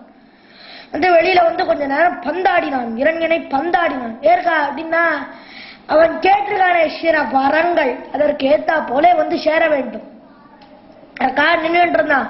என்ன வரம் கேட்டிருந்தான், எனக்கு யாராலேயும் ஜாவு ஏற்படக்கூடாது, மனிதர்களாலே கூடாது, மிருகத்தினாலே கூடாதுன்னு கேட்டிருந்தான். அதனால மனிதனும் மிருகமும் சேர்ந்து வந்து சேர்ந்தான், கலந்த கட்டி அவன் தான். ஆனால் சில பேர்லாம் சொல்லுவா, இந்த நரசிம்மனுக்கு அழகே கிடையாது, நரசிம்மன் அழகே இருக்க மாட்டான், அழகாவே இருக்க மாட்டான் அப்படின்னு சொல்லுவா.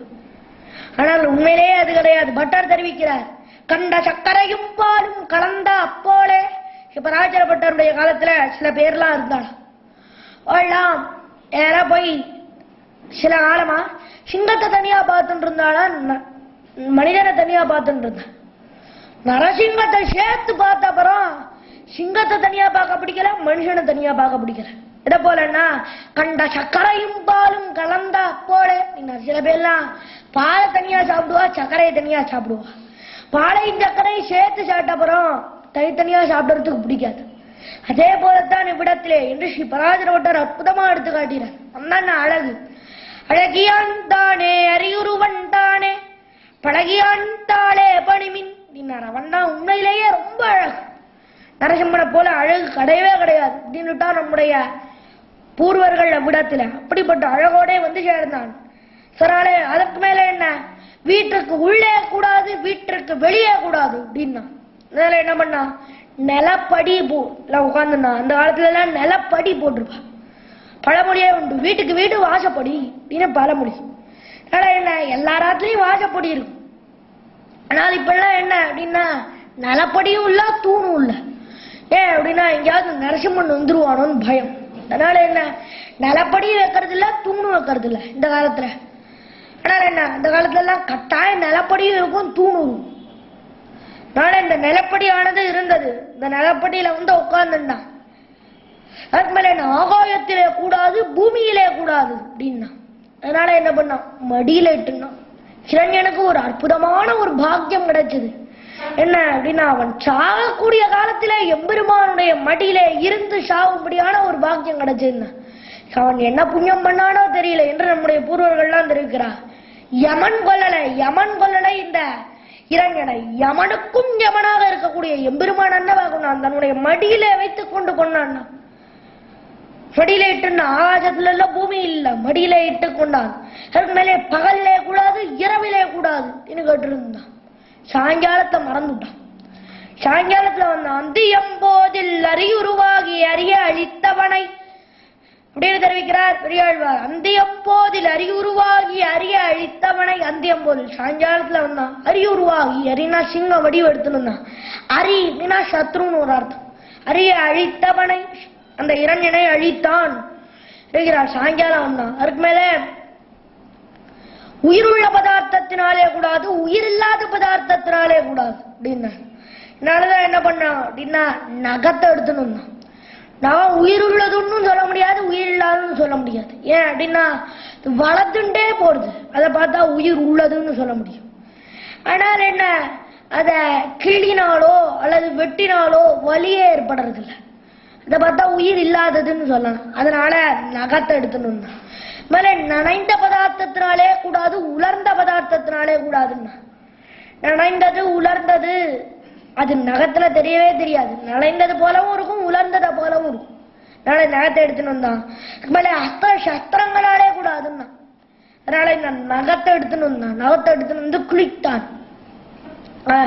எதனாலே நகத்தை எடுத்து கொண்டு வந்தான் என்பதற்கு தேசிகன் அற்புதமா ஒரு திருஷ்டாந்தத்தை காட்டுகிறார். பிரத்யாதிஷ்ட புராதன பிரகரண கிராமட்சணம் பாணிஜைஹி அவ்யாத்ரீணி ஜகஞ்ச குண்ட மகிமா வைகுண்ட கண்டீரவா யத்ராதுர்பவனாத் அவந்த்ய ஜடராயா திருச்சிகாச்சேதசம் யாதா சித்தகசா மகாபுரகிரகஸ்தூணா பிதாமஸ்ய பூத் என்று தெரிவிக்கிறார். அதே போல கிழித்தான். என்ன பண்ணா, பிரத்யாதிஷ்ட நகத்துக்கு எடுத்துனா அப்படின்னா பிரத்யாதிஷ்ட புராதன பிரகரண. இந்த ஆயுதங்கள்லாம் இருக்க, சக்கரம் சங்கம் கதை சார்ங்கம் வில்லு இதெல்லாம் என்ன, கத்தி எல்லாத்தையும் நிறைய அசுரா அறக்கேடுகள் எல்லாத்தையும் கொண்டு கொண்டு கொண்டு கொண்டு இந்த அஸ்திர சஸ்திரங்கள் எல்லாம் அப்படியே துரு பிடிச்சு போடுது. ஆனா என்ன பண்ணா, எல்லாத்தையும் தூக்கி போட்டான். பெருமான் எல்லாத்தையும் தூக்கி போட்டான். யூஸ் அண்ட் த்ரோ இது வந்தது. யூஸ் அண்ட் த்ரோ உடனே நான் தூக்கி போட்டுருந்தேன். அந்த காலத்துலாம் சொல்லிட்டு இருந்தான். வெளிநாட்டுக்காரன் தூக்கி போட்டதுதான் இந்தியாவில எடுத்து யூஸ் பண்ணிட்டு இருந்தான் அப்படின்னு சொல்லிட்டு இருந்தா. இப்ப என்ன, இந்தியாலையும் த்ரூ அவே வந்துருது. எல்லா இடத்துலயும் த்ரூ அவே, எல்லாத்தையும் த்ரூ பண்ணிடுறான். இப்பெல்லாம் என்ன, மனைவியே த்ரூ அவே வந்துருச்சு. மனைவியே த்ரூ பண்ணிடுறான். அதே போல விடத்துல அந்த இரண்யன்ல இருந்தா அது நரசிம்மன்ல இருந்தா வந்ததோ என்று வேடிக்கையா சொல்லுவார். தேசிகன் தெரிவிக்கிறார். எல்லாத்தையும் தூக்கி போட்டான். ஆயுதங்கள் எல்லாம் துருப்பிடிச்சு போச்சு. எல்லாத்தையும் தூக்கி போட்டான். தூக்கி போட்டு நகத்தை எடுத்துன்னு வந்தான் அப்படின்னு தெரிவிக்கிறார். ஜாத்ரீனி ஜகந்த குண்டமகிமா வைகுண்ட கண்டீரவா.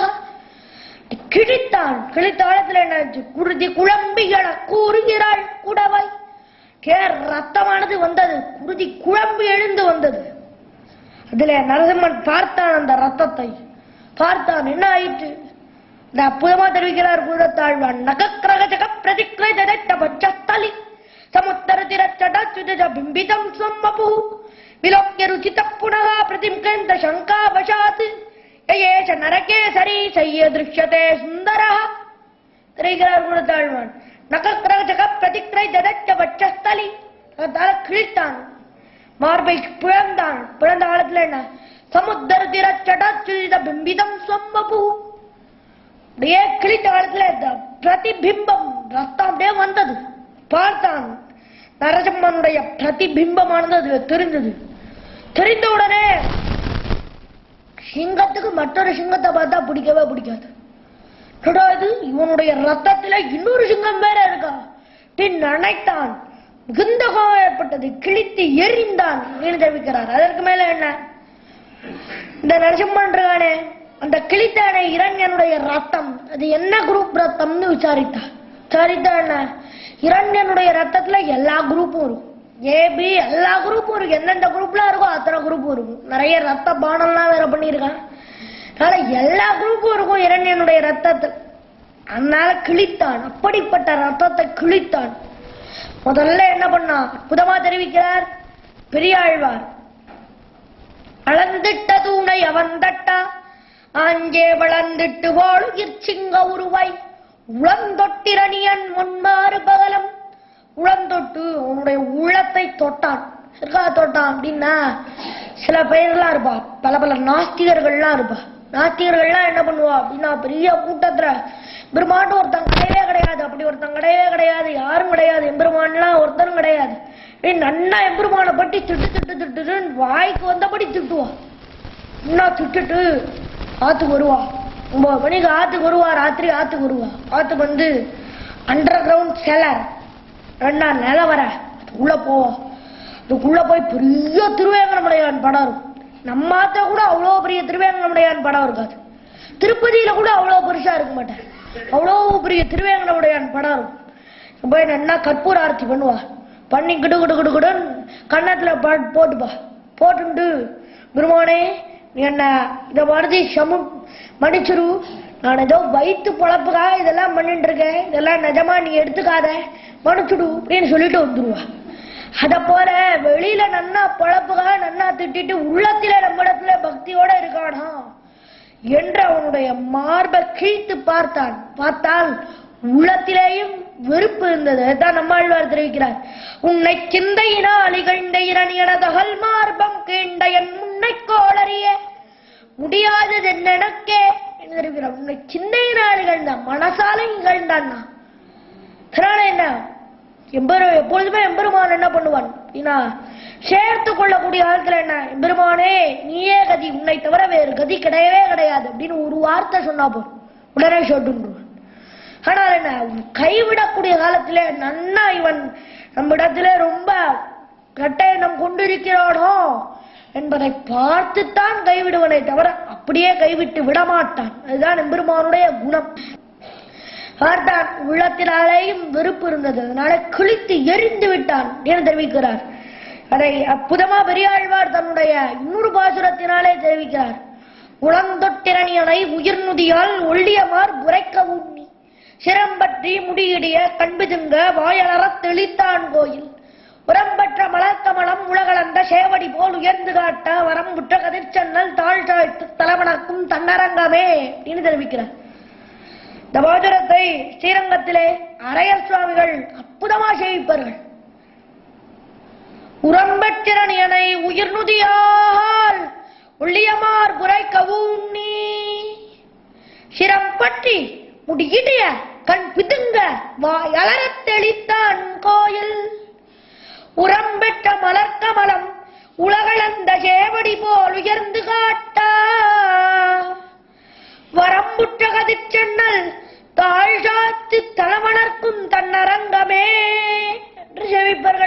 காலத்துல சேவிக்கக்கூடிய காலத்துல நம்முடைய கண் முன்னே நரசிம்ம அவதாரமானது வந்து நிற்கும்.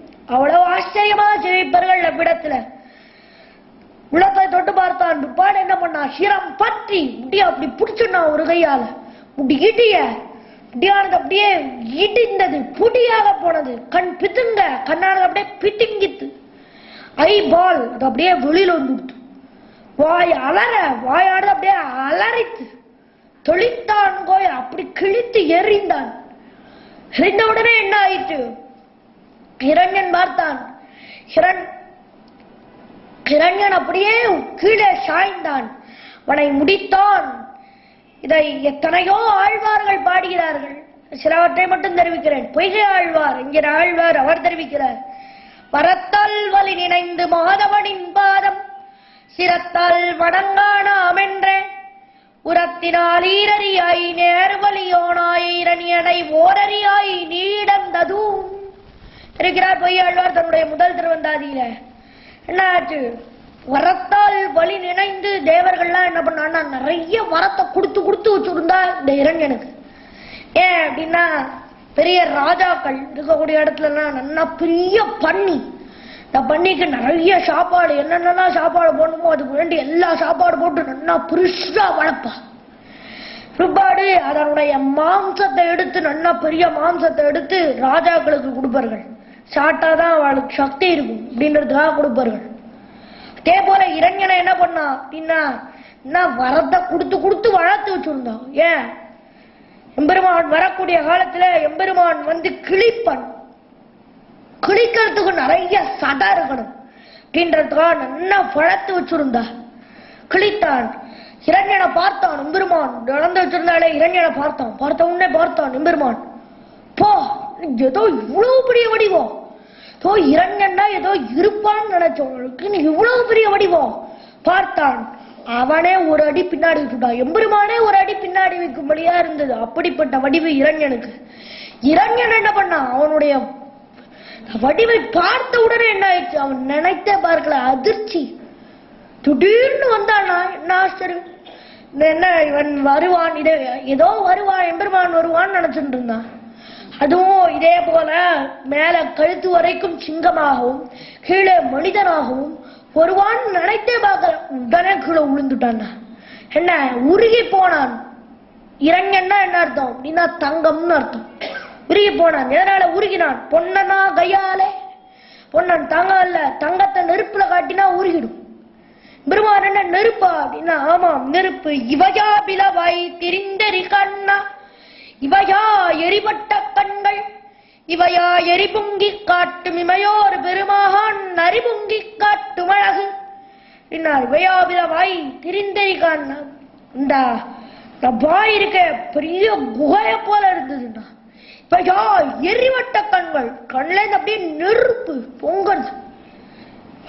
எரிவுங்கி காட்டும் இமையோர் பெருமான் என்று தெரிவித்தார். அப்படி வந்து சேர்ந்தான். அவனை பார்த்த உடனே உருகி போட்டான்.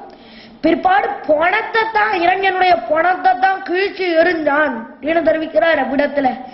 அதனாலே இப்படி ஆயிற்று. இதை பெரிய திருமணல்ல திருமங்கை ஆழ்வார் தெரிவிக்கிறார். பின்னோர் அறிவுருவமாகி எரிவிடுத்து கொந்தவிலும் வெஞ்சமத்து கொள்ளாதே வள்ளாளன் மண்ணிமணி குஞ்சி பற்றி வரவீர்த்து தன்னுடைய தகழ் மேல் கிடாத்தி அவனுடைய பொன்னகலம் வள்ளுகிறாள் போழ்ந்து புகழ் படைத்த மின்னிலங்கு மாளி படைத்தடக்க வீரனை மண்ணும் மண்ணிவ்வகளிடத்தை மாமுது நீர்தான் என்று தெரிவிக்கிறார் திருமங்கை ஆழ்வார். உன என்ன பண்ணா, பின்னோர் அறிவுருவமா சிங்கமா வந்தான். விழித்து கொண்டவிலும் வெஞ்சமத்து கொள்ளாதே வள்ளாளன் வண்ணிமணி குஞ்சி பற்றி வரவீர்த்து அவனை பிடிச்சி இழுத்துன்னு போய் தன்னுடைய தாழ் மேல் கிடாத்தி தன்னுடைய மடியில போட்டுந்தான். அவனுடைய பொன்னகலம் வள்ளுகிறாள் போழ்ந்து புகழ் படைத்த அவனுடைய இந்த உடம்பை கிழித்து எரிந்தான் அப்படின்னு தெரிவிக்கிறார் பெரிய திருமணல்ல. எத்தனையோ கவிகள் எல்லோரும் பாடுகிறார்கள். நானும் ஒரே ஒரு கவி பாடுறதை மட்டும் தெரிவிக்கிறேன். பெருமான் வந்து பிறந்தானே இருக்கா, 4 காரணத்துக்காக வந்து பிறந்தான் அப்படின்னார். என்ன 4 காரணம்?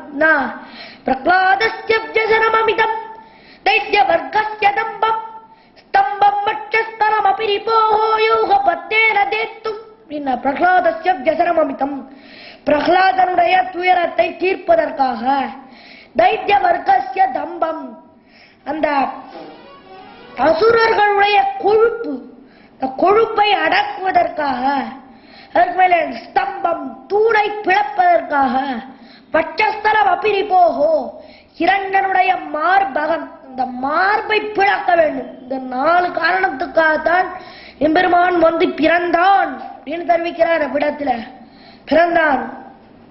அதை தேசிகன் அற்புதமா இன்னொரு வரியினாலே தெரிவிக்கிறார். பிரத்யாதிஷ்ட புராதன பிரகரண கிராமச்சனம் பாணிஜைஹி அவ்யாத்ரீணி ஜகந்த குண்டமகிமா வைகுண்ட கண்டீரவஹ யத்ராதுர்பவனாத் அவந்த்ய ஜடராயா ஹதிர்ச்சிகாத்வேதசம் யாதாசித்தகசா மகாபுர கிரகஸ்தூணா பிதாமஸ்ய பூத். பிரம்மா ரொம்ப நாளா கேட்டு இருந்தாராம், பெருமானே உனக்கு அம்மா இருக்கணுமே, எனக்கு பாட்டியே இல்லை, பாட்டி கூட எனக்கு என்ன பாட்டியே இல்லை, பாட்டினா என்ன ஆனந்தமா இருக்கும், மடியில போட்டுப்பா கதை சொல்லுவா, நிறைய கதையெல்லாம் சொல்லுவா, மடியில வச்சுப்பா, தாளாட்டுவா, பால் ஊட்டுவா, எல்லாருக்கும் பாட்டி தான் பிடிக்கும், எனக்கு மட்டும் பாட்டியே இல்லையே, பாட்டி எங்க அப்படின்னு கேட்டு இருந்தான் பிரம்மா. உடனே சரிடா போயிருக்காடா, இங்கேயோ வெளியில போயிருக்காடா, வருவாடா அப்படின்னு பெருமான் சொல்லிட்டே இருந்தான். சொல்லி மறைச்சுட்டே இருந்தான். பொழுது இந்த இரஞ்சனை கொள்வதற்காக நரசிம்மனா பிறந்தானோ இல்லையோ, பிரம்மாவை கூட்டான். பிரம்மாவே பாருடா, இந்த தூண் இருக்கேனே, இந்த தூண்ல இருந்தானே நான் வெளியில வந்தேன், தூண் தான் உனக்கு அம்மா, எனக்கு அம்மா, இப்போ உனக்கு பாட்டி, இந்த தூண் தான் பாட்டி, வச்சுக்கோடா பாட்டிய அப்படின்னு. என்ன நீங்க இப்படி சொல்றீரே அப்பா, இந்த தூணை வச்சுட்டு என்ன பண்ணுறது அப்படின்னா, ஏன்டா தூணை சுட்டி வந்து விளையாடு, நான் தான் பழந்து கொடுத்துருக்கேன், உள்ள போய் உட்காந்துக்கோ, வெளியில உட்கார்ற மாதிரி உட்காந்துக்கோ அப்படின்னா. உன்னை பிரம்மா பார்த்தான். சரி எம்பெருமானே, பாட்டி இருந்தா தாத்தா இல்லாத இருக்குமா, பாட்டி இருந்தா தாத்தா கட்டாயம் இருக்குமே, தாத்தா எங்க தாத்தாவை காட்டு அப்படின்னார் பிரம்மா. என்னடா அது அப்படின்னு பார்த்துட்டு இருந்தா எம்பெருமான். பிற்பாடு திருமலையில இருக்கக்கூடிய காலத்திலே, திருமலையிலே பெரிய திருமலை நம்பி அப்படின்னு ஒருத்தர் இருந்தார். தினமும் தீர்த்தம் திருவேங்கடமுடையான கொண்டு போய் சமர்ப்பிப்பார். இந்த பெரிய திருமலை நம்பி இருக்காரு, அவர் ஸ்ரீ ராமானுஜருடைய மாமா. அவர் தீர்த்தம் கொண்டு போயிட்டு இருந்தார். ஒரு நாள் பாப விநாசினி என்கிற நதியிலிருந்து தீர்த்தம் கொண்டு போயிட்டு இருந்தார். பொழுது எம்பெருமான் நேரா வந்தான். வந்து அப்பா தீர்த்தம் கொடுமே, தீர்த்தம் கொடும், ரொம்ப தாகமா இருக்கு, தீர்த்தம் கொடும் அப்படின்ன உடனே இந்த பெரிய திருமலை நம்பி சொன்னார், நான் ரொம்ப தூரத்துல இருந்து திருவேங்கடமுடையானுக்கா தீர்த்தம் எடுத்துன்னு போயிட்டு இருக்கேன், தீர்த்தம் கேட்டா கொடுக்க முடியாதுன்னு சொல்லக்கூடாது, இருந்தாலும் உனக்கு தீர்த்தத்தை கொடுத்துட்டா மறுபடியும் அவ்வளவு தூரம் போய் எடுத்துன்னு வரணும், கஷ்டமா இருக்கு, அதனாலே நீ ஏதாவது கொஞ்சம் வேற எங்கேயாவது நீ வேணா அங்க போய் சாட்டு வா, நான் தீர்த்தம் கொடுக்க முடியாது மன்னிச்சுக்கோ அப்படின்னு சொல்லிட்டு பெரிய திருமலை நம்பி கிளம்பி போட்டார். பின்னாடியிலேருந்து ஒரு கல் அதை எடுத்து வச்சான். வச்சு அந்த குடத்தில அடித்து வாட்டை போட்டு பின்னாடில இருந்து ஷாட்டுண்டே வந்துட்டு இருந்தான். கொஞ்ச தூரம் போட உடனே பெரிய திருமலை நம்பிக்கு பாரமானது குறைந்தது. ஏடா அப்பா பாரம் குறைந்ததுன்னு தூக்கி பார்த்தா ஓட்ட போட்டிருக்கான், அதுல தீர்த்தமே இல்லை, பாதி தீர்த்தம் போடுது. என்னப்பா இப்படி பண்ணிட்டியே, நான் இப்படி அவ்வளவு தூரம் போய் மறுபடியும் தீர்த்தம் எடுத்துன்னு வருது அப்படின்னு கேட்ட உடனே அவ்வளவு தூரம் போக வேண்டாம், உனக்கு இங்கேயே தீர்த்தம் வரும் என்று ஒரு அம்பினாலே அங்கே அடித்தான். ஆகாசத்திலிருந்து ஆகாச கங்கையானது வந்தது. பாடு அன்னிலிருந்து அங்கேருந்தே தீர்த்தம் கொண்டு போய் எம்பெருமானுக்கு சமர்ப்பிப்பார். அதனால என்ன, அவரிடத்திலே அப்பான்னு சொன்னானோ இல்லையோ, எம்பெருமானுக்கு அப்பானா என்ன, பிரம்மாவுக்கு தாத்தா தானே, என்ன பிரம்மா கூட்டான். பிரம்மா நான் அந்த பெரிய திருமலை நம்பி அப்பான்னு தானே சொன்னேன், எனக்கு அப்பானா உனக்கு தாத்தா தானே, அவர் தான் தாத்தா, உனக்கு பெரிய திருமலை நம்பி தான் தாத்தா அப்படின்னான் எம்பெருமான். நாளை பிரம்மாவோட தாத்தா பாட்டி யார் அப்படின்னா, பிரம்மாவுடைய தாத்தா பாட்டி பெரிய திருமலை நம்பியும் இரண்யகசிபியினுடைய மாளிகையிலே இருந்த தூணும் பிரம்மாவுக்கு தாத்தா பாட்டி. அவ 2 பேரும் எம்பெருமானுக்கு அம்மா அப்பா ஏன்னு நாம் பார்க்கிறோம் அவ்விடத்துல என்று வேடிக்கையா தெரிவிக்கிறார் தேசிகன் இவ்விடத்துல. பிற்பாடு அந்த அவதாரம் எல்லாம் முடிந்தது. பாடி எம்பெருமான் இருக்கிறான், நின்று இருக்கான் அவ்விடத்துல. நேரா பிரகலாதன் போய் கையை கூப்பி நின்று இருந்தான். உடனே தெரிவித்தான் நரசிம்மன் தெரிவித்தான், பிரகலாதா உன்னுடைய கண்ணின் முன்னே உன்னுடைய தகப்பனாரை நன்றாக உன்னுடைய தகப்பனார் அவரை நன்றாக சித்திரவதம் செய்து நன்றாக கொன்று உன்னுடைய ரத்தத்தை எல்லாம் எல்லா இடத்திலையும் தெளிக்கும்படியாக உன்னுடைய கண் முன்னேயே நின்று கொன்றேன். அதனாலே உன்னுடைய உனக்கு எவ்வளவு வருத்தம் ஏற்பட்டிருக்கும் தகப்பனாரை கொல்லக்கூடிய காலத்திலே. நீ அதனாலே ஒரு வரம் கேள் என்று கேட்டா எம்பெருமான். கேட்ட உடனே பிரகலாதனாவன் தெரிவித்தான், எம்பெருமானே ஒரே ஒரு வரம் மட்டும் கேட்கிறேன். என்னுடைய தகப்பனார் இருக்காரே, அவர் செய்த தப்பு இருக்கே, அந்த தப்பு எல்லாத்தையும் அவர் செய்த பாபத்தை எல்லாவற்றையும் போக்க வேண்டும் நீ கேட்டான். கேட்ட உடனே அதை கட்டாயம் செய்கிறேன், அதற்கு மேலே உனக்கு என்ன வரம் வேண்டும், ஒரு வரம் கேள் அப்படின்னு கேட்டார். கேட்ட உடனே தெரிவித்தார் அந்த பிரகலாதன், எனக்கு எந்த விதமான வரமும் வேண்டாம், எனக்கு எந்த வரமும் தேவையில்லை. பெருமானே, உன்னை எப்பொழுதும் எவ்வளவு பிறவு எடுத்தாலும் உன்னை மறக்காமல் இருக்க வேண்டும், அதான் எனக்கு வேண்டிய ஒரே வரம். மறப்பின்மையாம் வேண்டும் மாடு பின்னர் நம்மாழ்வார் பெரியதிருந்தாதில்லை. உன்னை மறக்காமல் இருப்பதற்கே அதுதான் எனக்கு தேவை, அதுதான் வேண்டும் அப்படின்னு கேட்டார். கேட்ட உடனே சரி, நீ வரம் கேட்க மாட்டேங்கிற, இதை கேட்கிற, இதையும் நான் தருகிறேன், இன்னொரு வரத்தையும் நானே உனக்கு தருகிறேன். நான் இப்படி இந்த இரண்யகசிபை கொண்டேனே, இனிமேல் உன்னுடைய குலத்திலே பிறந்த யாரையுமே நான் கொல்ல மாட்டேன் என்று ஒரு வரத்தை கொடுத்தான் நரசிம்மன். அதனாலதான் என்ன, பிற்பாடு மகாபலி வந்தானே வாமன அவதாரத்திலே மகாபலி. நம் மகாபலி பிரகலாதனுடைய பேரன். மகாபலி இந்திரனுடைய 3 லோகத்தையும் அபகரித்துக் கொண்டான். இந்த காலத்திலே இந்த எம்பெருமானவன் மகாபலியை கொன்று இந்த 3 லோகத்தையும் வாங்கி கொடுத்திருக்கலாம் இந்திரனுக்கு. கொல்லல. ஏன் கொல்லல அப்படின்னா, பிரகலாதனுக்கு செய்து கொடுத்த சபதம் தான். பிரகலாதனுக்கு உன்னுடைய குலத்திலே பிறந்த யாரையும் கொல்ல மாட்டேன்னு சொல்லியிருக்கான். அதனால தான் கொல்லவில்லை அப்படின்னு தெரிவிக்கிறார் அவ்விடத்துல. கொல்லாமல் விட்டு விட்டான் அந்த மகாபலியை என்று நாம் பார்க்கிறோம். அதனாலே அப்படி ஒரு வரத்தையும் கொடுத்தான்.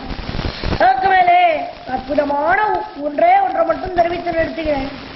எம்பெருமான் அவன் எதற்காக இந்த அவதாரத்தை எல்லாவற்றையும் செய்கிறான். நரசிம்ம அவதாரத்திலிருந்து நாம தெரிந்து கொள்ள வேண்டிய ஒரு முக்கியமான விஷயம், எதற்காக நரசிம்ம அவதாரம் செய்தான் என்றால், அதை பட்டராலே திருத்தப்பட்ட வேதாந்தி, அவருக்கு நஞ்சியர்னு பேர், நஞ்சியர் என்கிற ஆச்சாரியர் அற்புதமான ஒரு அர்த்தத்தினாலே தெரிவிக்கிறார். ஈஸ்வரன் அவதரித்து பண்ணின ஆணை தொழில்கள் எல்லாம் பாகவத அபச்சாரம் பொறாமை என்று ஜீயரளி செய்வர் என்று தெரிவிக்கிறார் ஒரு அற்புதமான சூத்திரத்தினாலே. ஈஸ்வரன் அவதரித்து செய்கிற ஆணை தொழில்கள் எல்லாம் பாகவத அபச்சாரம் பொறாமை என்று ஜீயரளி செய்வர். ஈஸ்வரன் அந்த எம்பெருமான் அவதரித்து செய்கிற, இந்த லோகத்திலே அவதரித்து செய்கிற ஆணை தொழில்கள் அப்படின்னா பெரிய பெரிய காரியங்கள், எத்தனையோ பெரிய காரியங்கள் எல்லாரையும் பண்ண ஏற்க அப்படின்னா பாகவத அபச்சாரம் பொறாமை. பாகவதர்களிடத்தே ஒருத்தர்கள் அபச்சாரப்பட்டார்களே, ஆனால் அது பொறுக்க முடியாமல் தான் அப்படி எல்லாம் செய்கிறான் என்று ஜீயர் அடிக்கடி நஞ்சியர் தெரிவிப்பார். அதனால என்ன, பொறுக்காமல் தான் வந்து பிறக்கிறார். அதுக்கு ராமாயணத்திலே ஒரு அற்புதமான திருஷ்டாந்தத்தை எடுத்து காட்டுகிறார் அவ்விடத்திலே. என்ன திருஷ்டாந்தம்? ராவணனோட ராவன் யுத்தம் செய்து கொண்டிருக்கிறான். யுத்தத்தை ராவணன் பெரிய தேர்ல ஏறிண்டு வந்தான், நின்னான். ராமன் தரையிலே நின்று கொண்டிருந்தான். பார்த்தான் ஹனுமான், பொறுக்கல, என்னடா இது கொழுப்பு பிடிச்சவன், இப்படிப்பட்ட ராவணன் எவ்வளவு தப்பு செய்தவன், அவன் பெரிய தேர்ல ஏறிண்டு வரான், நம்முடைய ராஜா ராமன், அவன் போய் தரையில நிக்கிறானே.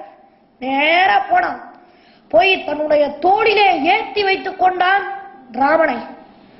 ராவணன் ஒவ்வொரு அம்பா பூட்டுறான், வில்ல எடுக்கிறான், அம்ப பூட்டுறான், அடுப்புறான். ராவனும் ஒவ்வொரு அம்பா அனுப்புறான். ஆனால் என்ன, ராவணனோட அம்பு ஒண்ணு கூட ராவனுக்கு நேரம் இல்ல, எங்கெங்கயோ போறது. ராவணன் அவன் அம்ப எடுக்கிறான், பூட்டுறான், அது மட்டும் தெரியாது, உடறான். ஆனா எங்க போடுதுன்னே தெரியல. நேரா தானே வந்தா, அவனை எங்க போடுது அப்படின்னு சுத்தி பார்த்துட்டு இருந்தோம். கீழே பார்த்தா ஹனுமான் மேல அத்தனை அம்பு அப்படியே பொத்து கிடக்கிறது. ரத்தமானது ஹனுமான் மேலிருந்து பெருகுகிறது. பார்த்தானோ இல்லையோ ராமனுக்கு பொறுக்கல. ததோ ராமோ மகாதேஜாஹ ராவணேன கிருதப்ரணம் திருஷ்ட்வா பிரவசார்த்தூலம் கோபஷவசமே இவன். என்ன முத்த கோபம் ஏற்பட்டது. முன்னாடி அவனிடத்திலே அபச்சாரப்பட்டான். யார்? சமுத்திரராஜன். சமுத்திரராஜன் மேல 3 நாள் சரணாதி பண்ணான். 3 நாள் சரணாதி பண்ணி என்ன சமுத்திரராஜன் வரவே இல்லை. எப்படியாவது இந்த சமுத்திரராஜன் மேல கோபம் வரவெடுக்கணுமே. எம்பெருமான் இடத்துல அபச்சாரப்பட்டான், கோபமே வரல. என்ன பண்ணது தெரியல. உளிப்பாடு கோபம். இன்னும் கோபத்துக்கு அருளப்பாடு சாச்சு கட்டப்பட்டு கோபத்தை இழுத்து கொண்டு கோபத்தோட வில்லையும் அம்மையும் பூட்டினான் அப்படின்னு பார்க்கணும். ஆனால் இவ்விடத்திலே என்ன ஆயிட்டு அப்படின்னா கோபம் இட்ட விளக்கானார் அப்படின்னு தெரிவிக்கிறார். கோபம் ஹனுமானிடத்தில் அபச்சாரப்பட்டான்னு உடனே என்ன ஆயிடுச்சு? தன்னுடைய பாகவதனிடத்தில் அபச்சாரப்பட்டான்னு உடனே என்ன ஆயிடுச்சு? பொறுக்கல அந்த எம்பெருமானுக்கு. என்னுடைய அடியார் இடத்திலே அபச்சாரப்படுகிறான். எப்படி என்னுடைய அடியார் இடத்திலே அபச்சாரப்படுகிறான்? ராவணேன கிருதப்ரணம். அது ஒரு ராவணனாலே ஏற்பட்ட பிரணம். அதனால அழுத்தி சொல்றான் விடத்துல அப்படின்னா இவனுக்கே ஒரு முன்பு ஒரு தழும்பு ஏற்பட்டது. பிறந்த காலத்துல அனுமான் இருந்தான், தொட்டுள்ள விட்டுருந்தான். அவர் தாயார் தகப்பனான். போய் பார்த்தான், சூரியனை பார்த்தான். சூரியனை பார்த்து மாம்பழம்னு நினைச்சுட்டான். மாம்பழம்னு நினைச்சுட்டு அனுமான் நேரா போனான். சூரியனை சாப்பிடறதுக்காக போனான்.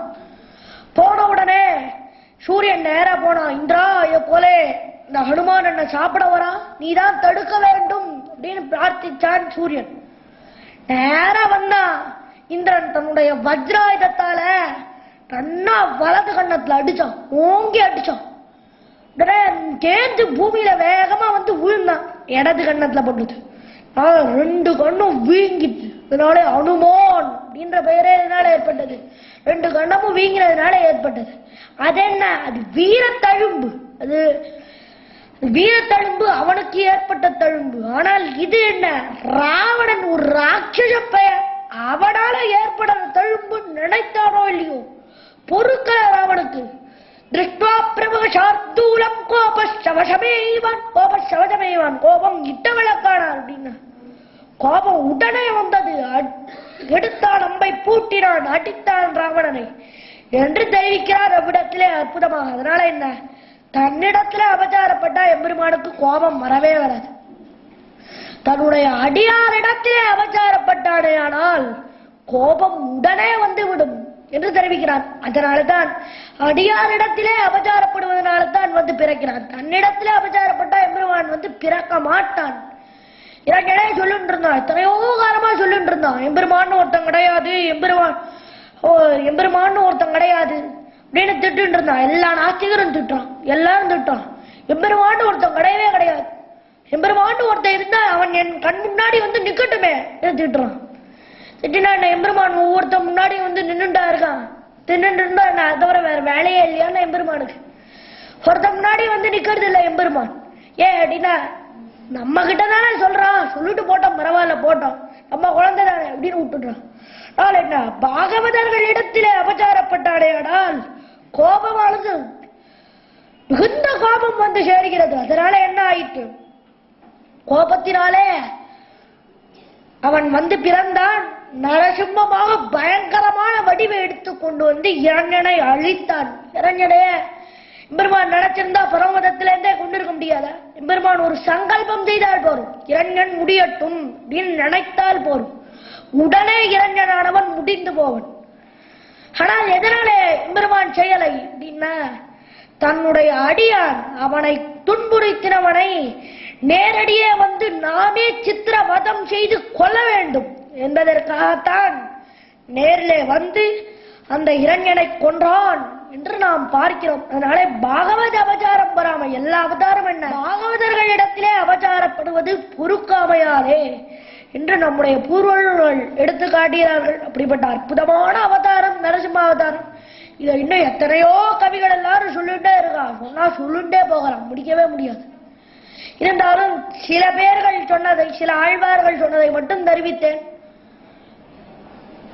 இனிமேல் நாளை தினம் என்ன விளையாட்டோ என்கிற தலைப்பிலே இங்கே உபன்யாசம் பண்ண இருக்கிறேன்.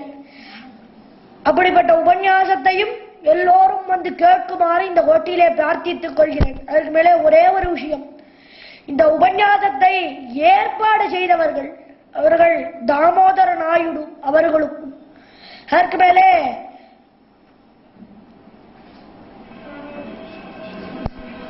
குற்றங்குறைகள் இருந்தால் சபிக்க பிரார்த்திக்கிறேன்.